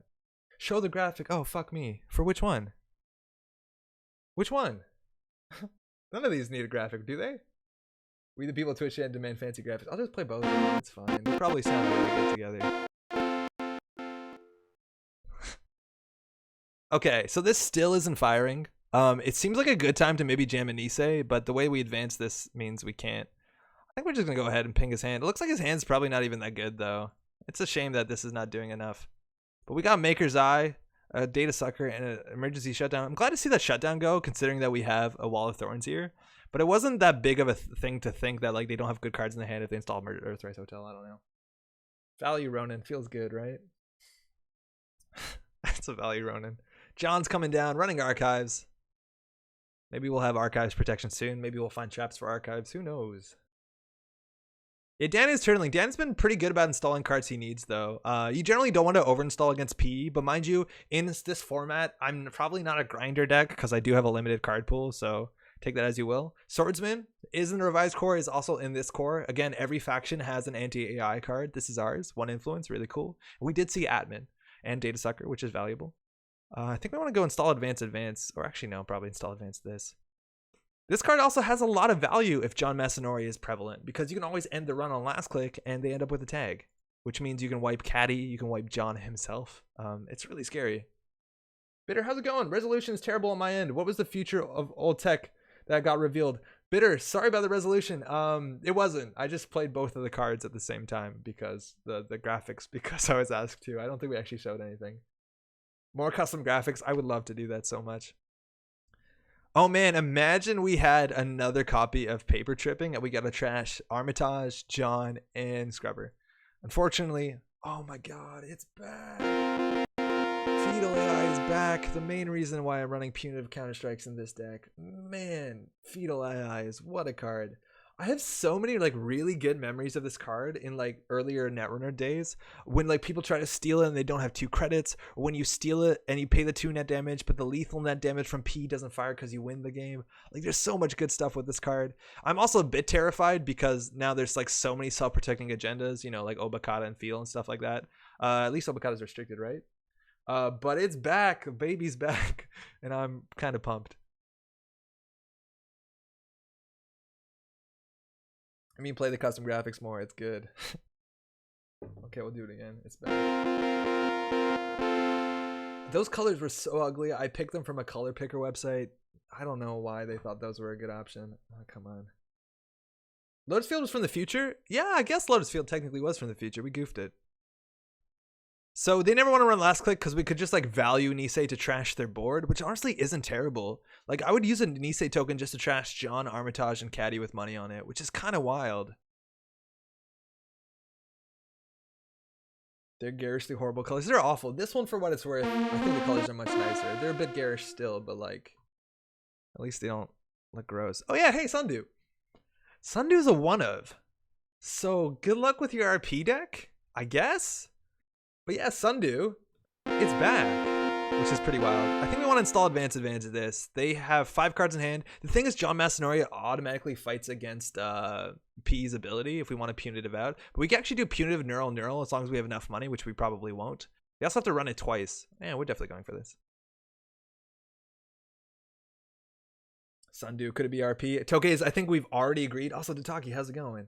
I think I've already said that RP is the advanced Jinteki identity that is back. Imagine what its back graphics looks like. All right, we're going HQ. Click left. That's the mighty pop-up window. Thank you for the money. Mind you, every time we score agenda, they take damage. I haven't been paying attention what we hit on the last one. It looks like it was another caddy or something like that. They're paying the credit on pop-up window. They could just lose the credit. They're using their breaker. Does that ever matter? Maybe. And they see the swordsman from HQ, which honestly like is an annoying card until they get their until they find their 1 copy of Mimic or how many they have. They actually have to like, it's like a legitimate pain. And Toll Booth, yeah, it's still in. I don't think we have to worry about this one. Like we've had so many traps so far in our deck that this does look like crap, so we don't really have to worry about it. So I think we just want to put that there and take credits because we want to punitive them out. And they're not running glass click, which is really smart because they lose their board. Borask, what's up? What's the deal with one of? Only for special format, like only 1 core set? Other than no purpose than that? Yes. Ice Cold Jazz is mentioning it in chat. One of in the limited core set environment, you can play 3 in standard Netrunner. It's interesting. It's somewhat balanced around that, which is kind of exciting. This will make them lose their fairy. I assume they can't take the damage here. Yeah, it might not make sense to a lot of people, considering a lot of people are printing these cards on demand or playing it online, but it balances the game out in an exciting way where if you stick to the single core environment and can stick to the number counts, you have a balanced play environment right off the bat, maybe one that's more exciting than normal. Otherwise though, you can just buy 3 System Core 2019s, whatever that means. Also for new cash refresh, yeah, it does matter for some formats that restrict the amount of cards you can have. And they are, that's the cool thing about, like, as cool as paper tripping has been, or not paper tripping, paper trail has been so far, as long as you keep your credits above the corp, you don't have to respect it, which is kind of cool.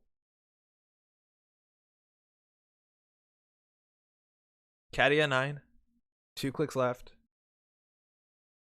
We still have a pretty good board state. As much as they have money, they're still missing a pretty reasonable breaker. A pretty important breaker, and they're throwing cards out, which always feels good. It's not like we're gonna deck them. I just don't think we have enough damage cards, and also we have snares in our deck. So buy from Nisei. Sorry, late to the conversation. No, Mark, everything's free. By buy, I'm just kind of joking. I just mean like, get it. All good.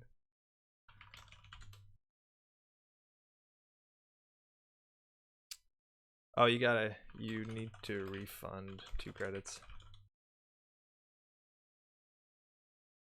Oh, for the pad. Yeah, all good. Okay, so it's for the pad campaign, that's fine. Cool. Maybe just score this. It's a 5-2, which doesn't feel good. Work meeting. Gotta go post raffle deets and chat or something. Yeah, we'll talk about it next week. We'll definitely do something about that for sure, because those cards, we gotta move them. So we're gonna score this. I'll do 1 damage. Gets an HQ interface. Scary card. Multi-access is kind of rough against Jinteki. We gotta throw out a card here, and I honestly think it's probably the toll booth. It's one of our better cards, but like our econ situation is looking pretty grim. Don't know whether we can even afford that. We already have a big old wall of thorns on the table. And we are technically on game point. We score a 3-pointer, and we might make it in such a situation where if Dan steals a 3-pointer, he loses. I don't know. Maui, oh my god, Fetal. Yeah, Fetal is back.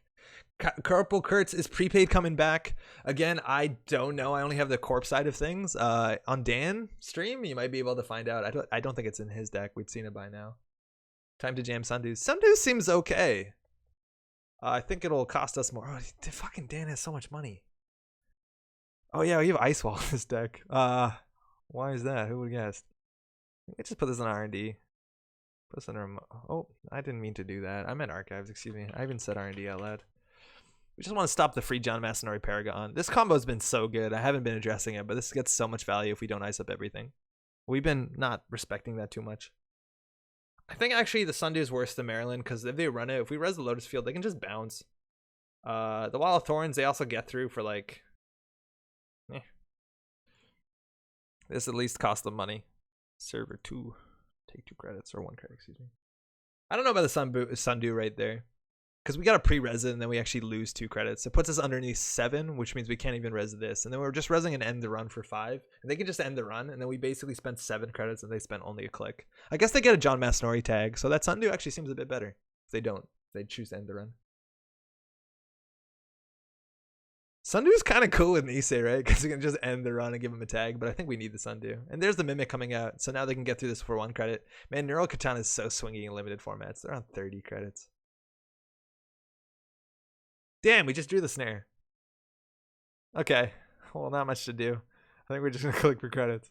Seems rough. Pre-paid Comet was just too much fun. One of the archetypes I miss, although Modern Comet isn't bad at all. Modern Comet decks are doing actually relatively well. They're always like tier 1.5 if you want to do like competitive tiering, if you believe in those sort of numbers. Scrubber getting a trash Hokusai grid, still in the game. There's more than one of in the revised core set, or the system core, excuse me.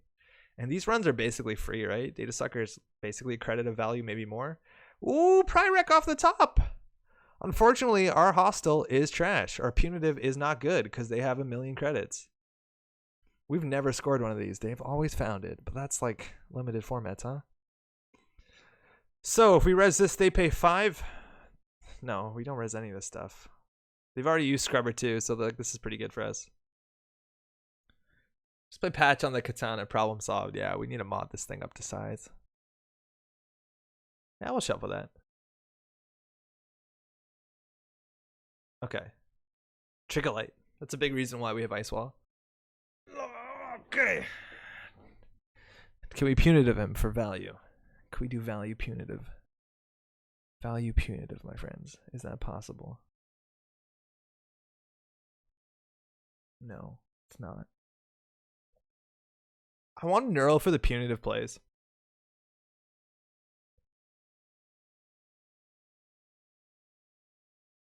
Let's try this, I hope. Fuck me. Do we res? Thinking. Again, we res this for 5. We're gonna spend 9? That's really bad. Ah, shit. Ah, shit. Oh, no. We gave him a tag and we did 3 damage. Ah, crap. Channel your inner Damon. Monk. Masonry Paragon Data Sucker. It's good. It's really good. We got him with a snare. Well, we hit Legwork R&D interface, which, mind you, is back. Oh, but that's really good. The legwork isn't that great right now. So far, we haven't had HQ problems in this format where we don't have a lot of ways to control our HQ, which has been pretty good. We've had Daily Business Show in 2 decks so far.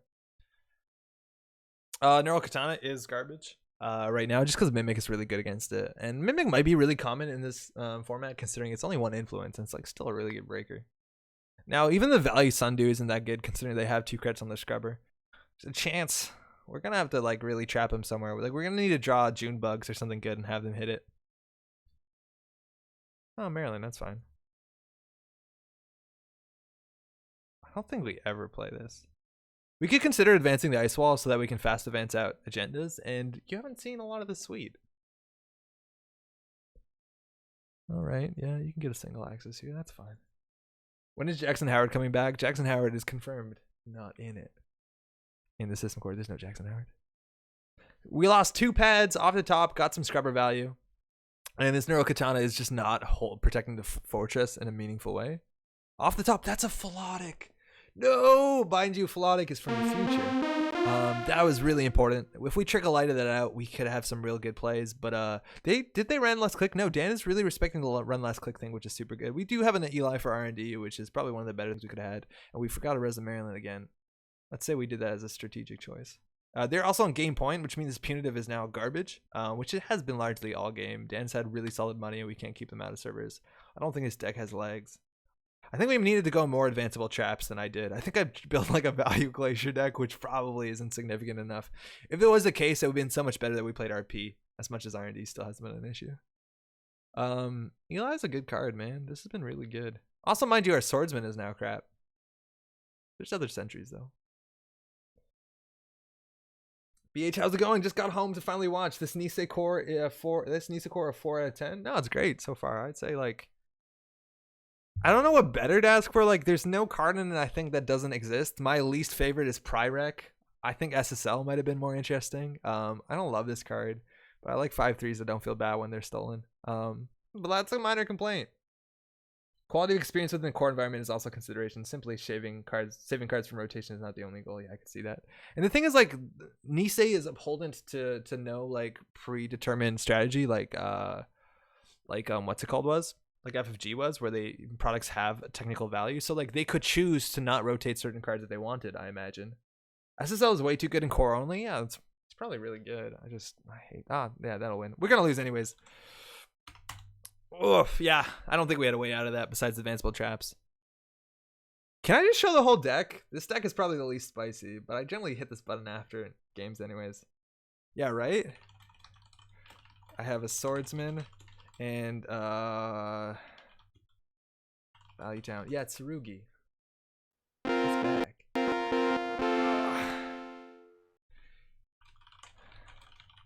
Don't need it. Go ahead. Oh, thank you, Devatus. Yeah, so there's a lot of really cool cards in here. Jinteki cards are some of the most exciting for people. I'm gonna leave that logo open so you can't see it. But what else do we got that's spicy here? Another Jind on top, so that's really bad for us. Celebrity Gift still in here. Mitsubaku still in here, and this is probably one of the bigger ones. It's Tsurugi. Which was like a really big card. We talked about this last week when we tried to play RP and having a taxing sentry.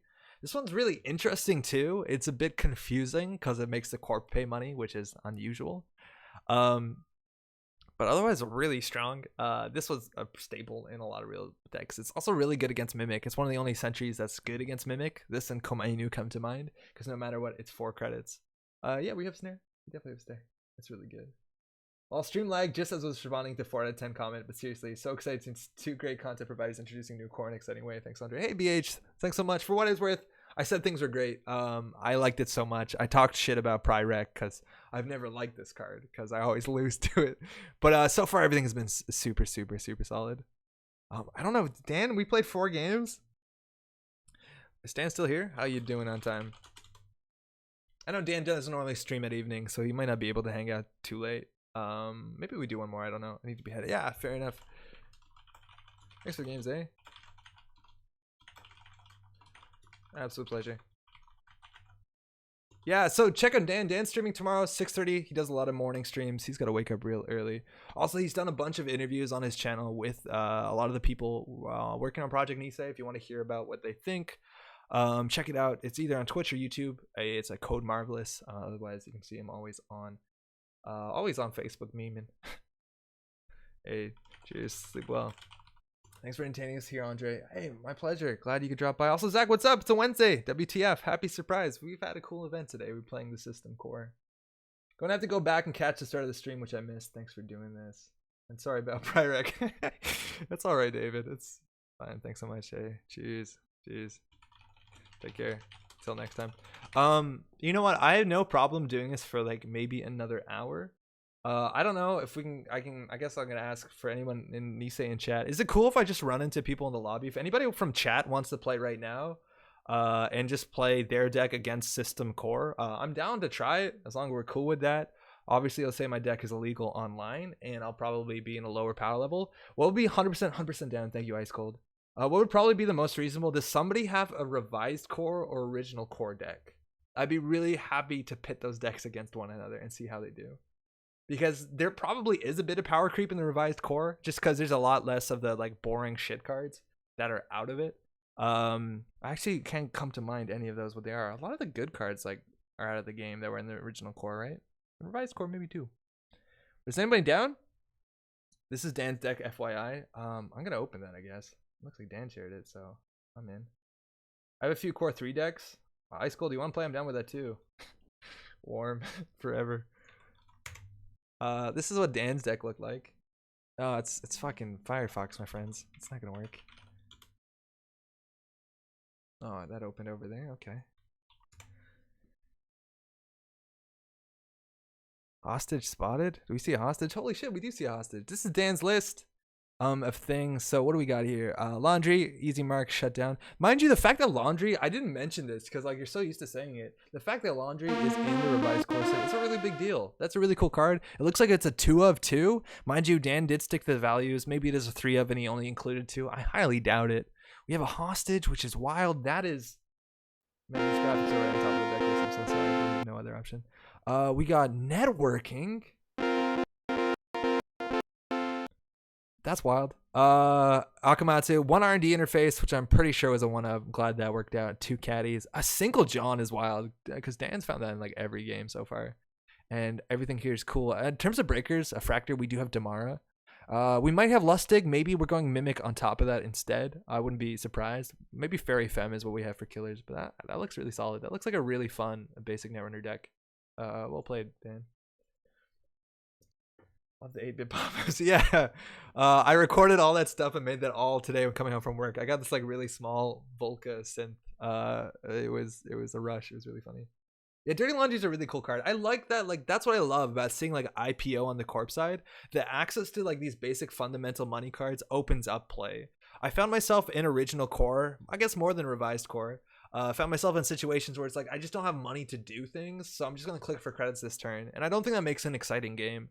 I do like the fact that it's like everyone has more money cards, so we can just play more Netrunner. I think that's really valuable.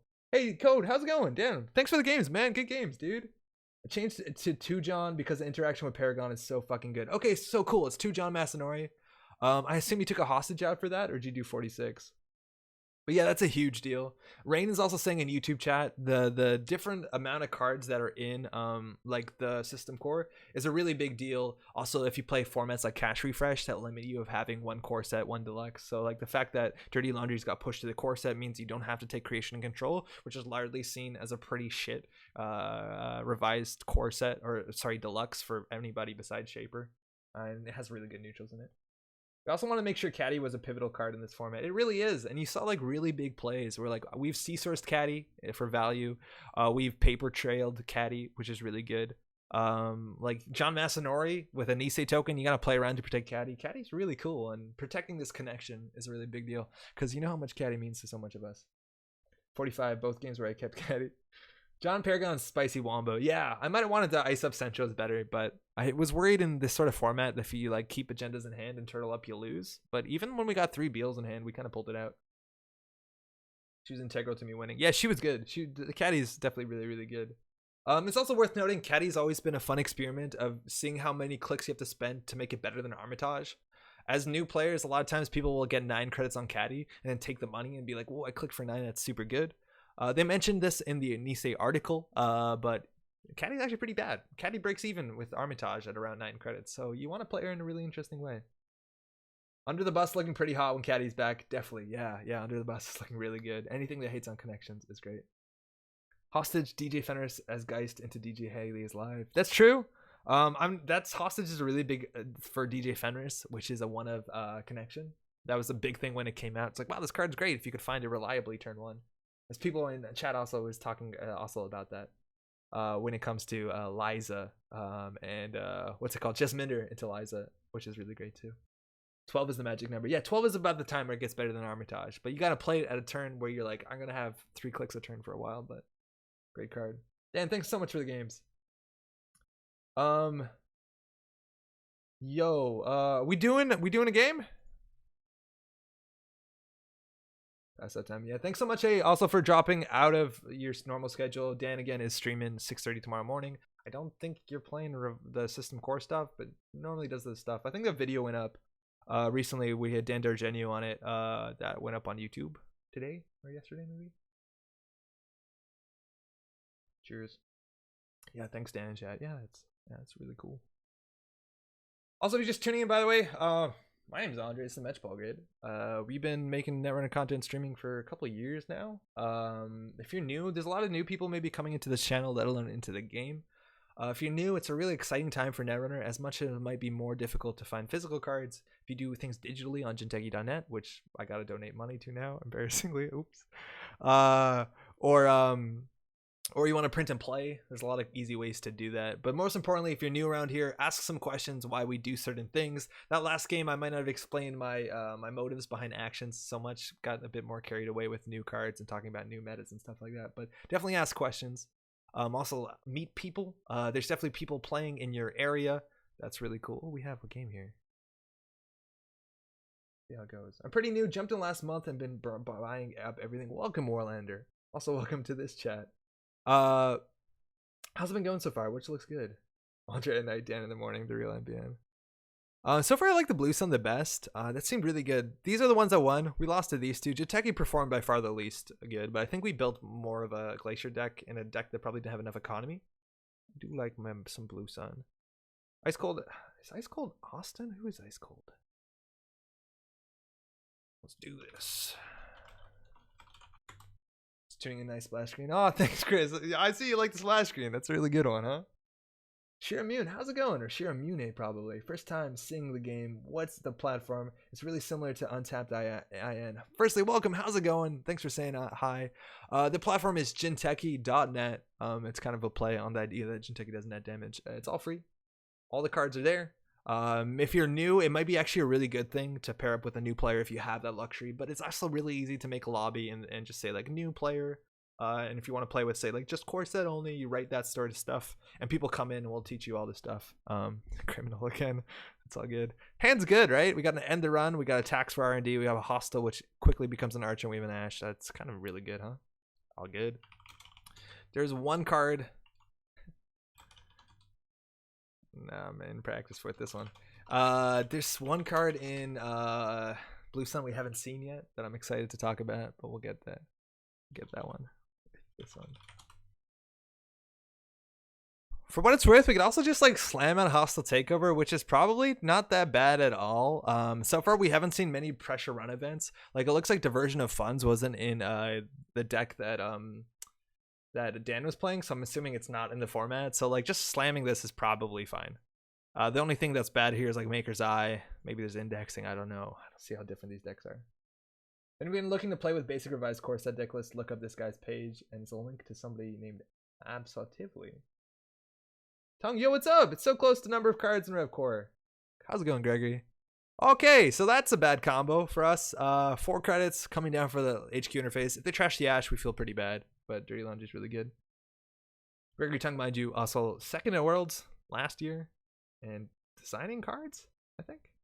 Is there a list somewhere? Zach, the list will be up on Friday. This is actually like a treat from Nisei. They gifted me the corp side and Dan the runner side. So I don't have full information because I still haven't seen Dan's side beside his deck. So we'll figure it out. All right, cool. 10 credits is pretty good. They had the gamble. They have a diesel. No real surprise there. We can rush behind the archer. We want to ice that one up. This doesn't end the run. We want to end the run on HQ at least to keep those 2 credits out. And mind you, that's a reason why we should have maybe iced HQ instead of jamming, because we gave him 2 free credits. This is a good taxing, annoying card on R&D. They can still get through it, but if they spend 2 clicks on it, like, we really feel good about it. And we have this cool double server into Ash, so they can't inside job it. If this fires also is devastating, we know they're on Fairy, so like we want to kind of eat their fairies away with things like Caduceus. And I don't know what other sentries we run in this deck. Maybe we have a Hunter or 2. Not too bad for new players then. Yeah, it's the same number of cards of Rev Core. I guess, yeah, sorry, Gregory said that, but also David confirmed that. Labor Day accounts, it's still in there. Not on Dan's list, but still for 2 influence, it's pretty good here. Can someone confirm Ice Cold? Is this Austin? I don't know who Ice Cold is. Liberty accounts, it's just a resource. Mind you, Paper Trail's been doing a lot of work so far. They can't click through this. Sneak Door Beta could be an issue. We might want to jam these 2 ice. That's a good one to jam next turn, and we can do it. For what it's worth, I actually want to double ice this server just so they can bank job it early. We might actually want to do this in the backwards order. This is good against Sneak Door Beta, but like if we have to res our Archer into a Fairy, we feel pretty dumb. Set above Ice Cold is Austin. Oh, thank you, I missed that.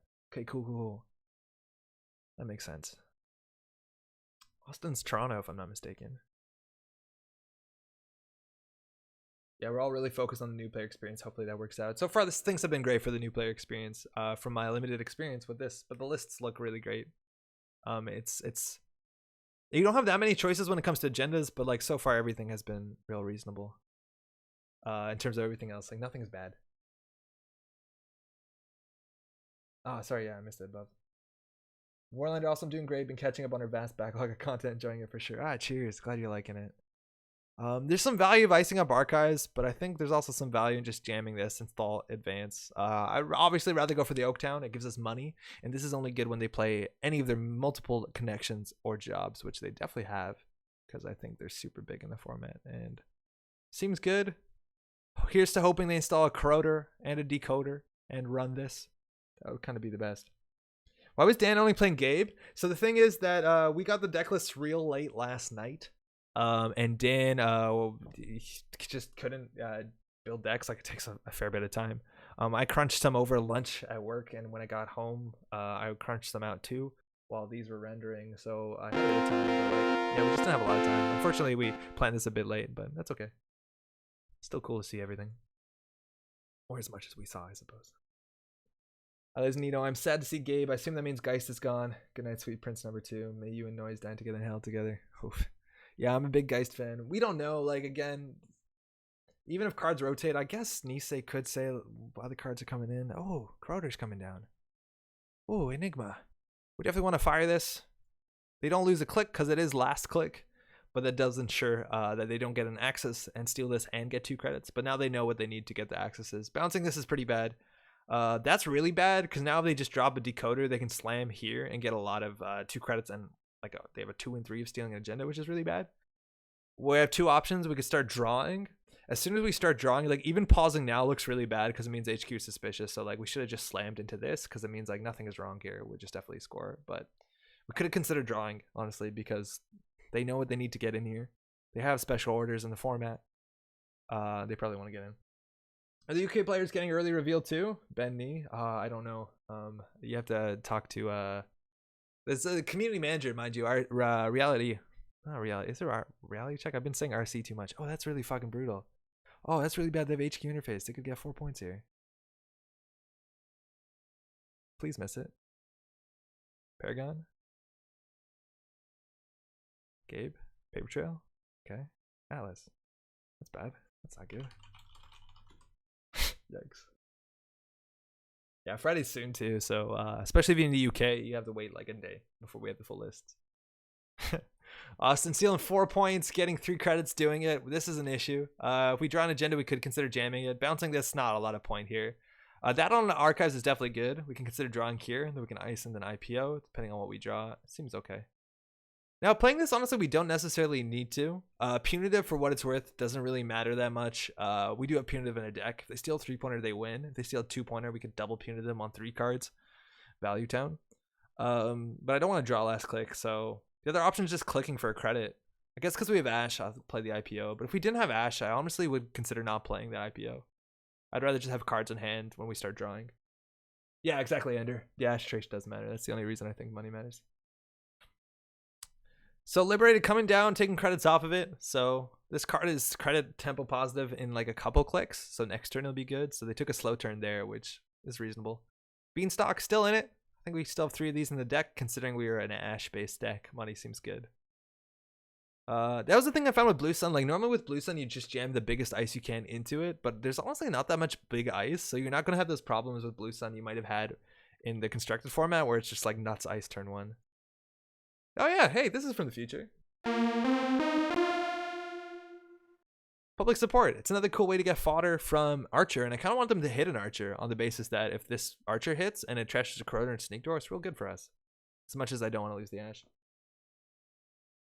Kyle, how's it going? Andre in glasses looks good. Hey, cheers. Thanks for dropping by. These glasses for a week. It's good to see good. Damara coming down. That's a backup Fractor. And we're going to res public support in 2 turns now. The people will love us. And I think scoring another hostile doesn't feel good, but if we have to forfeit Archer, it'd be good to have another point here. This also means it will be on 4 points, so we can just score a 3-pointer to close the game instead of 2 agendas. 2 bad pub, though, is real rough. But having us in HQ seems ultimately way worse. So that's the second hostile. I think there's only 2 in the core. Public support's really cool. Do we know if Imp survived the culling? Zach, unfortunately, I haven't seen. Oh, that's not Abigail rough. Oof. I haven't seen the runner side at all. I only know the corp decks or the corp cards, so I'm excited to know too. I'd hope it was, right? It was in a revised core set. Femme Fatale coming down, femming this ice, which is an Eli, which is honestly not bad. The single RD interface, we're going to lose maybe this turn. Now, they didn't femme the Archer, which is great, but they can still break it for like, I don't know, like 12 credits. Breaking this for 2 is fine for us too. I sure hope it did. Yeah, Wayne, I feel the same way. Paragon fires. This is now 1 credit to get through first time a turn. An RD interface. Absolutely devastating. I don't think we can recover from this. We don't have enough burst draw cards, and blue level clearance is in the format. Mind you, if they did steal a 2-pointer, and somehow we found punitive, we kind of maybe have a play, but... Oh, now we have the Archer, and luckily we have a lot of fodder for it, so Archer and RD seems okay. They also might be on forged activation orders, which I don't know if that's still in the meta. Again, I don't know the runner side. And we just drew through R&D lock, which might be a mistake. A hand of money and nothing to use it on. I think Blue Sun's my favorite ID. I flatlined someone with a Janus once that they knew about. Man, I remember Janus, Blue Sun Janus was a real strong thing. Interestingly enough, also, there's still a really strong Blue Sun card that came back that we haven't seen. We're also on 5 points, but like, oh, it's back. There it is. Oversight AI is back, which is wild for Blue Sun. There's only 2 of them in the revised, the system core, but that's crazy. There's no curtain wall, but like it's still I think the biggest ice is like maybe 8 credits, but like still that's value town. Man, fucking oversighting an Archer is really good because they have to now break all of it with a femme. They can't bypass it. That's good for rushing early. This is a hell of a card. Super excited about this. I'd actually consider femming the Archer just so we don't have to res it, and then they have to spend like 300 credits getting through it. Please say off the grid. No. Sorry. I don't think off the grid's good for the game. Femming ice on Blue Sun. Oh yeah, they're femming ice on Blue Sun. I should have just bounced this. I'm an idiot. Gregory, thanks for pointing that out. I should have just not rested and bounced it. Femming ice on Blue Sun's real bad. You want to do that on a turn you're contesting. I can bounce it. Actually, I can bounce it. It doesn't have to be unresed. I'm an idiot this time. I think we're going to oversight this once we see what we draw into. Oh yeah, this is from the future. This card's also really good in the format because people are playing Caddy Jones and there's a lot of strong connections. It also means that every faction has a pretty good advanced, unadvanced, install advanced, advanced trap. And this card's pretty cool. It is 4 influence to make sure Jinteki didn't get OP. I think we're actually going to oversight this. We don't need the money, so it's just going to be value oversight. Fuck it. You have to break this. You should consider pulling back your Eli undoes the femme. Yeah, I missed that. We got to do that a bit ago. Definitely the next thing we're going to do. For what it's worth, they both break it for 4. So Damara isn't even terrible against Eli. Special order coming down. It's for an Abigail. They have the full suite. HQ pressure is coming in hot right now. Thanks so much for streaming tonight. Got to get back to work. Hey, Izzy, thanks so much for dropping by. Glad you're digging it. If you want to check out the whole thing, I think you've been here for a while, though. Check it out on, you can always out the VOD. Nice runs, little brother, the shooty man. Hitman 2 came out on Tuesday, let me tell you. I've been having a lot of fun with that game. What's HB's pretty good IAA trap? Secretary. They don't have an offensive one besides Secretary. But HB can have everything. Overstate AI is the blue sun card. It is, Kyle. So excited to see it. We're definitely going to go ahead and bounce this. I don't think we have a really good thing to do with our turn otherwise. Spiderweb looks pretty bad next to Eli, but again, you can always click through Eli. I think we might want to do install advance here. I don't think it's going to matter because there's no caddy, but this server is pretty good because they have to deal with the Archer. And I don't know, actually, Resident Archer might be rough because then we have to score a 3-pointer to win. I think we definitely want to ice HQ. Oh, they still have a sneak door. Oh. Oh. I feel we're going to lose the Ash. Does that mean reversed accounts is from the future? Who knows? That's our friend Eli. The creators are going to be angry.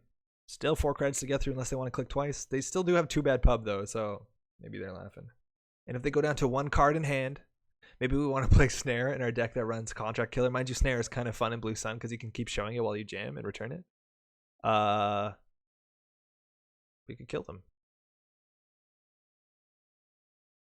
Hoping they have banned hired help. I think they talked about it. I'm pretty sure they talked about that on Reddit, about them banning the upcoming cards. I think I heard that somewhere. Oh yeah, they're accessing 2 cards because of this, and again they get 3 cards. Shut down. Oh man, shut down on the Archer. Absolute value. Just wrecked. I'm glad though. That's really scary when they res this Archer and they shut it down. Well, adding a little bit of spikiness. Yeah, I think Snare is just a great card regardless of what you're doing. I don't really want to bounce anything here. And we got this, which we honestly might be able to jam on the back of the Ash. Unfortunately, this Contract Killer is crap. But what else is new? If we jam this, we win. Maybe we'll try and win. Just get as much money as we can. Alright, help and watch a word burner confirmed ban. Yeah, thank you. I thought that was the case, right? We played Hard Help last week, and we just installed it on HQ turn 1 and resed it, and they couldn't run HQ the whole game against a criminal. It was kind of nuts. It was kind of incredibly nuts. Now the only problem here though is we can't res Archer. We can't afford to res Archer. If we score this with Archer, I think I only put 1 public support in this deck. So like, oh man, this is actually kind of rough for us. Yeah, you need to forfeit. Yeah, VK, you're seeing it too. Like, it's not gonna be that good. Inside job on the remote. So we're gonna res the Enigma. We're still gonna protect it. I'm gonna get rid of the hostile because public support. This looks like a more varied deep, which is pretty good. And that's the Archer. They can shut this down for sure, but they're gonna have to run through this twice because of Ash, and this is actually a lot of money. They're gonna let us give the credits probably. And Fem is 2 credits to boost 1, so that already we're looking at a fair bit of money. And they won't even have enough money to trash Ash. Oh, actually they have just enough money to trash Ash. Oh, that's unfortunate. They have 1 credit. How many overset AIs can you put on 1 card? I think we have 2 in the system core. So limit is at 2 at this format. Did HB get back either of its huge ice in Wotan or Janus? No. I think the biggest they have is Heimdall 1, if I'm not mistaken. Which we saw. And we didn't res because we couldn't afford it. Now I'm trashing the Ash. That server's still pretty good. I'm pretty sure they want to run HQ now and like shut down that Archer because then that server is absolute trash. Hopefully they install a connection. That'd be a bad thing to do. 6 credits. Spiderweb seems pretty good. It costs 1 credit to break with bad pub. And I don't know, why are they running here? This Archer will hit them. This is an Archer. If they hit it like we wreck their board. All good, all good. Yeah, okay. That makes sense. I think they want to run HQ.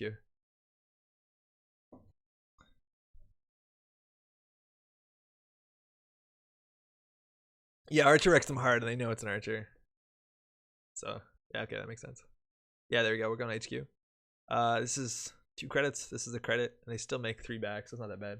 Why is that Archer face down? It was overstate AI'd, and then they ran HQ and emergency shut down it. So, they de-resed it with this card, our sick pup. They shut it down. I'd be interested to see if emergency shutdown, or not emergency, forged comes back in. That card has some of my favorite art. I hope we don't draw an agenda now. It'd be really bad if we did. More money. All right, so now Austin is on the Nisei board, does know how many of each card are in the core set. Hopefully they're not a Weyland player, but unfortunately we only have 2 hostiles. Now in the system core, there are 2 public supports, which means they have to contest it, but I think my deck doesn't have 2 of them. Now this archer threat is actually still legitimate because we can still forfeit to res another archer and we'd still be on 5 points, which is the same as 6 considering how we built our deck. Player in Jano is playing hard help with CU, HHN, Zealous Judge, and HPT. Yeah, that sounds about right. Oh, Proco. Oh, Proco. Whoa. Now the Proco rotated. The fact that Proco is actually in like the core set is a really big deal. Again, for people playing limited formats, you now don't have to like for cash refresh. You don't have to get the deluxe. I traded my Eli Altard for this one, so who's coming out on top? Overstate AI's trash clause still applies. Yeah, if they do break it, it does trash it for sure, David. But that's the best we got. Yeah, that's from the future. It technically is from the future. You're right. Michael, how's it going? Hey guys, what have I missed? You missed a lot, I guess. We played 4 matches, every faction against Dan's Criminal so far. It's been pretty good. It's on the VOD though, so you can check it out. But right now we're playing against Austin, also from the Nisei. They have 1 credit. So if we top deck like an Atlas, we win. Even this click we win. Now we got a Maryland. What do we want to ice up? This server is kind of dodgy because the archer is a liability. They have sneak door actually, so I think icing archives is probably right. If we draw an agenda next turn, we still probably win. They've played no easy marks. Oh, 1. Okay. I don't know how much money they have. Bait remote. They wouldn't run it though. Like they have 3 credits and they need to get through this. And there's an Ash, so I don't think baiting remote does much.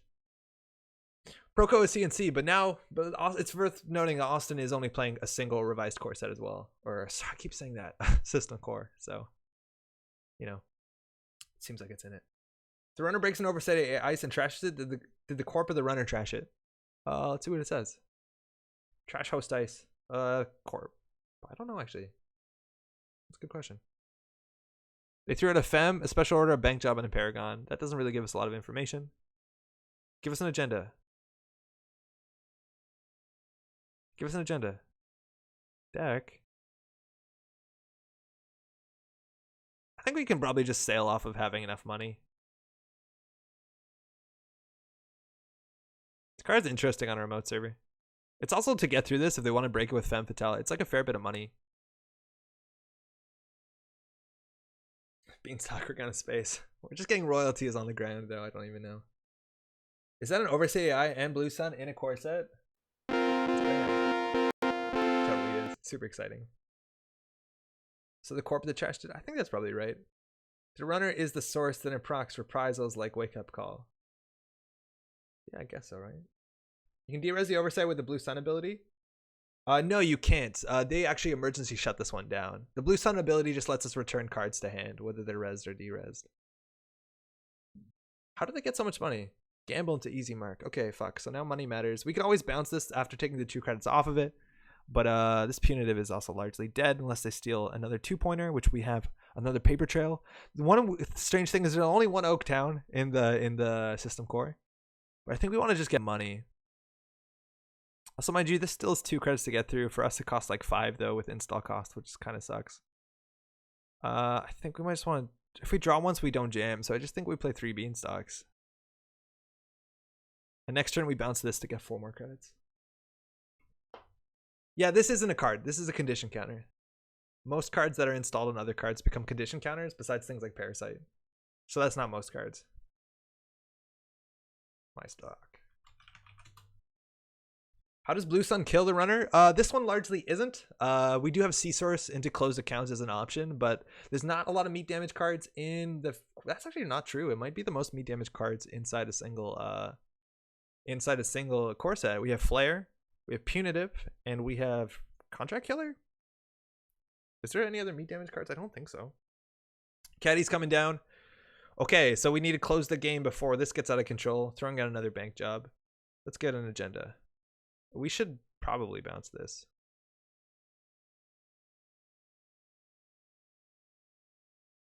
Fuck. Agenda. Crisium Grid. That's probably best on HQ. I don't think they need a Maker's IS anymore. Draw. That's a C-Source. It's actually pretty valuable. If Crisium Grid fires, though, they don't make a successful run, which is kind of bad. They might run the remote if we jam this in there. I think that's more reasonable than them running R&D. This is not a successful run though, so I don't think it matters. They have so many late game cards, like they pivoted to late game once they're on what seems like game point, which if we jam a 2-pointer, it's not. That they're actually catching up. It is. They're catching up a fair bit. And we're not using the Blue Sun ability that much. Actually, no, we kind of are. And they're thinking, which is really good. Now, that's obviously the cool thing with Blue Sun, is that you can even install advanced Project June bugs and then res them and return them to hand, and then install advanced agenda the next turn. They have to figure out, is that agenda? It's also cool with snares. You install a snare, you res a snare for 0, return to hand. And then next turn you install an atlas. And now they have to guess where the snares and where the atlas is. Playing a trap Blue Sun deck is actually pretty funny. There's a really cool video from like a live table game, a guy named Dom in our meta who played like a lot of traps, and he figured out how to play Blue Sun one day. It was really fun to watch. Fairy coming down. Looks like they're contesting the remote, which the biggest issue is that we might... Oh, Stimhack too. Ooh, that we're going to lose the Ash. That's the worst part. So it looks like the Fairy is going to take the Archer. I'm assuming they have 2 in their deck, but we also lost a Sneak Door. So that's 2 credits. This is going to be 4 and a Fairy. And now we have to do an Ash Trace, which we're not going to boost because they have a bit of money. I guess they trashed it though, and the only way that we're playing to win is off this Ash. Dead Ash. There's a chance that we can C-source into Trash Caddy and Trash Proco. I don't know how expensive it would be. This actually takes like a fair bit of math to crunch here. So we're pretty sure they're going to spend 4 plus 3 to trash this, which puts them down at 19. No, more than that. Like 13. We could consider boosting this. I don't have enough brain power this evening, at the point of the evening, to actually do the math here. If we boost a fair bit, they probably need to. Like, because I think this is game. We have more money than them considering we're Blue Sun. We can always bounce back.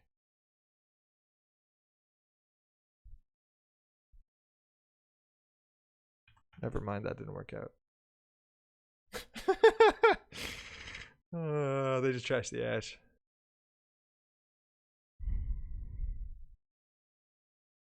We might have overspent on that. Yeah, we definitely overspent on that. Okay, so we can bounce the Eli.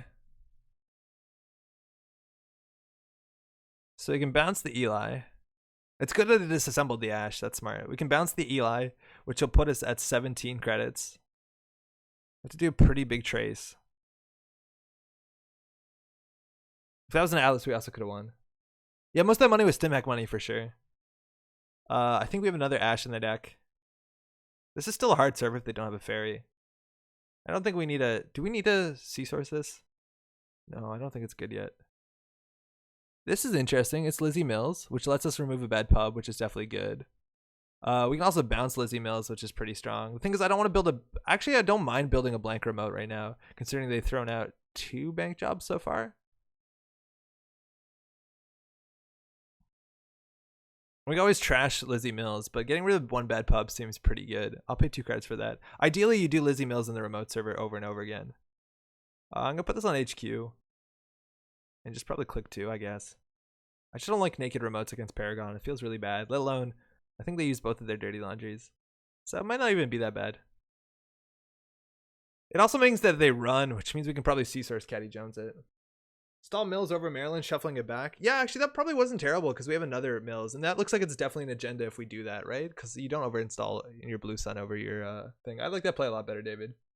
Parallel, how's it going? I understand wild things are happening. Yeah, we're playing the System Core. We have been for a while on a Wednesday night. It's been pretty cool. We're playing against Austin right now. We played 4 games against Dan, who also streamed his end of it. Abigail thrown out. They have 16 credits. They didn't run. I'm going to bounce this and install this and ice it up. That's our play. We can always res this mid-run, which is pretty good. So I don't know how to get this to work on JNet, so I'm just going to do it manually. Take 2 credits and then bounce this. And then 2 more credits. I should have clicked on the Blue Sun ability. Oh, Tollbooth is a good one. They can always bypass it. That's an Ice Bing encountered. So the 3 credit loss will actually fire. Don't know how good that is. How many inside jobs do you reckon they have? Probably 2. Can always bounce it.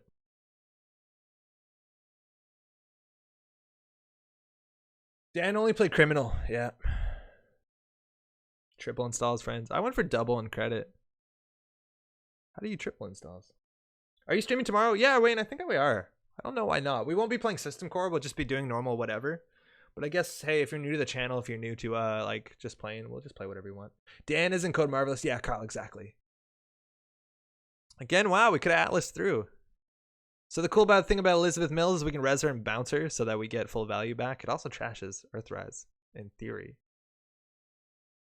Double Earthrise. They're playing around with Lizzie Mills. Good card to throw out. So we're going to bounce this one so that we don't actually have to pay for the bad pub removal. We can remove another bad pub next turn. Unfortunately, we didn't draw an agenda. This would be another good turn for agenda. This might be wrong because I think we'll lose our Ash here, and that's our last Ash. But this might actually look like an Atlas. Just here to wait for the Anarch life. I'm excited to see Anarch for sure. I think I'm probably the most excited to see Anarch because I've already seen the Criminal. That was what I would say if you asked me otherwise. But the Criminal looks really strong. Looks really fun. Like Paragon's a fun card. Whoa! It's actually in it. Spearfishing and Inside Job. The fucking mad people. Holy crap! Holy shit! We lose here. I'm pretty confident we lose here. Yeah, there's too many agendas in our deck left. There's way too many agendas in our deck left. David, what the fuck, man? That's good for Mati, huh? What do we res here? All of this crap. Oh wait, hold on. Oh, we probably maybe not wanted to res this because they could consider running it, but I think we lose right here. Man, how's it going? Anyone else get locked up by Jinteki Net by their antivirus? I haven't seen that yet. How's it going, by the way? What kind of thing? What does it say? Do you feel that all the factions are fairly balanced with the system core? Michael, from my experience, I res this in the wrong time. They actually don't lose the bad pub because they've already ran on the run. So this is actually a mistake. From my experience, I only seen the corpse side. Things look pretty good. I struggled to make a Jinteki deck, but I made it poorly and really quickly. So I don't know. It looks okay. There's also a lot of like really strong low influence cards, at least on the ice side. If I res this for 4, they pay 3. Sounds fine. Yeah, resing Mills doesn't work mid-run. I realize that because you get the bad pub credits before the run starts. So this is a waste of 2 credits. If they steal a single 2-pointer, we could... No, it's unlikely with Punitive will kill unless we top deck a Punitive. So this is a shitty card. But just get past the Archer. And we probably lose here. Fetal's good. Yeah, Fetal's back. We're going to lose a 3-pointer here. Just you watch. Oh, hey, we're good at this game. I wish we didn't res this because they would consider running it. Yeah, I shouldn't have res this. So we definitely would have wanted to run it. Proco again. And they took the caddy money. Really smart play. Again, Austin, more familiar with this format, understands that running and low credit counts matters with cards like Seesaws. We're going to bounce this because it's done its job. We have no more bad pub to give out. And we got another Toll Booth, mind you. That's a card that we consider Oversight A-Young in the early game. This deck, I think, has 5 big ice. It has 2 Toll Booths. It has a wall of Thorns, which apparently is 1 influence. That's wild. And then it has Hadrian's Wall. We've never seen that early. Obviously, you want to get that early and you want to Overstate AI it out. But as Overstate AI is now only a 2 of, if you're playing single core, that might be less attractive. I still think it's pretty cool. Okay, we do have the Ash, but we're going to lose it relatively soon, I have no doubt. We also have a chance of drawing into, what's it called? A Closed Accounts? Seesaws Closed Accounts Jam Agenda. Also probably a winning play.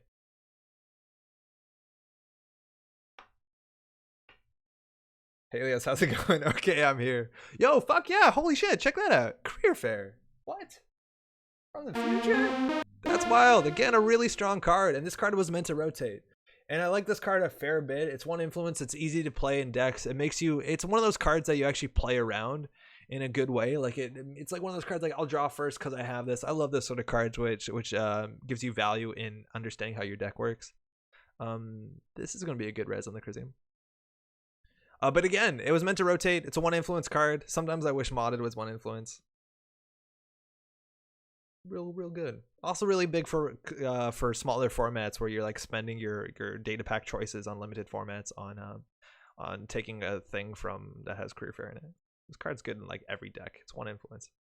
That's super cool. It's probably not a 3 of though. I'd assume it's a 1 or 2 of.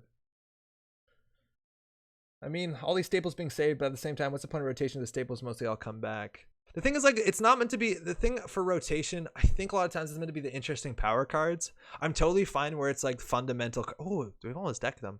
Where it's like fundamental cards that are sticking around. Cards like you know, like just value cards. Like Dirty Laundry is always good to have. Sure Gamble. People don't complain that this is around, and I feel like Career Fair fits in that camp to some extent. Okay, we can consider bouncing this, but I think they did see the next card on top of R&D. This feels like a good time to bounce, though, because if we do draw an agenda... I didn't bounce it. Oh, fuck, I didn't bounce it. Oh, I didn't bounce it. We had to play. If we had 19 credits, we had to play. If I bounced it, we could have CSAR closed their accounts.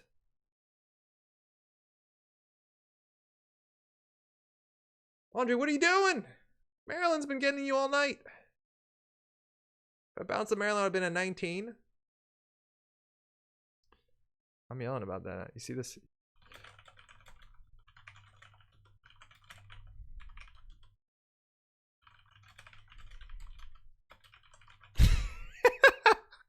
Oh man, if we bounced literally anything, we would have CSAR closed their accounts.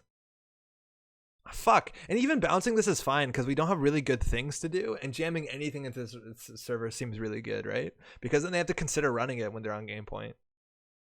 I still think we top deck a 3-2 and jam. Oh, that's cool. This they have to make a successful run though.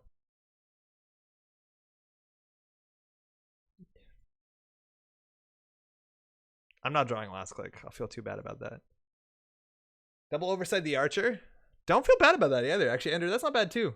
That's pretty good. You can still cease for all the credits because they have to pay in. 17. So wait, can we? Did I do it wrong? If we click for credits, we'll be at 18.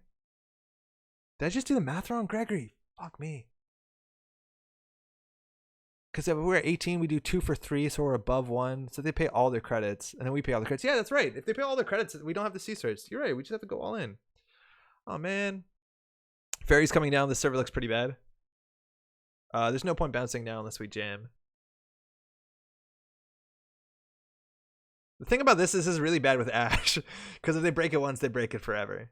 That being said, it's pretty good. And they can actually like Abigail this, because if they break it once, it's gone. No, actually they can't, because if they bypass it, it's not broken. Okay, hold on. How do you do this? I can't take 2 more credits. I did it the wrong time. It's fine. Oh, Hardem. It's a 1-up, right? Again, if you weren't here earlier in the day, Hardem's from the future. It's now on the core set. Again, every faction has a pretty good anti-AI card. This is what Weyland is working with.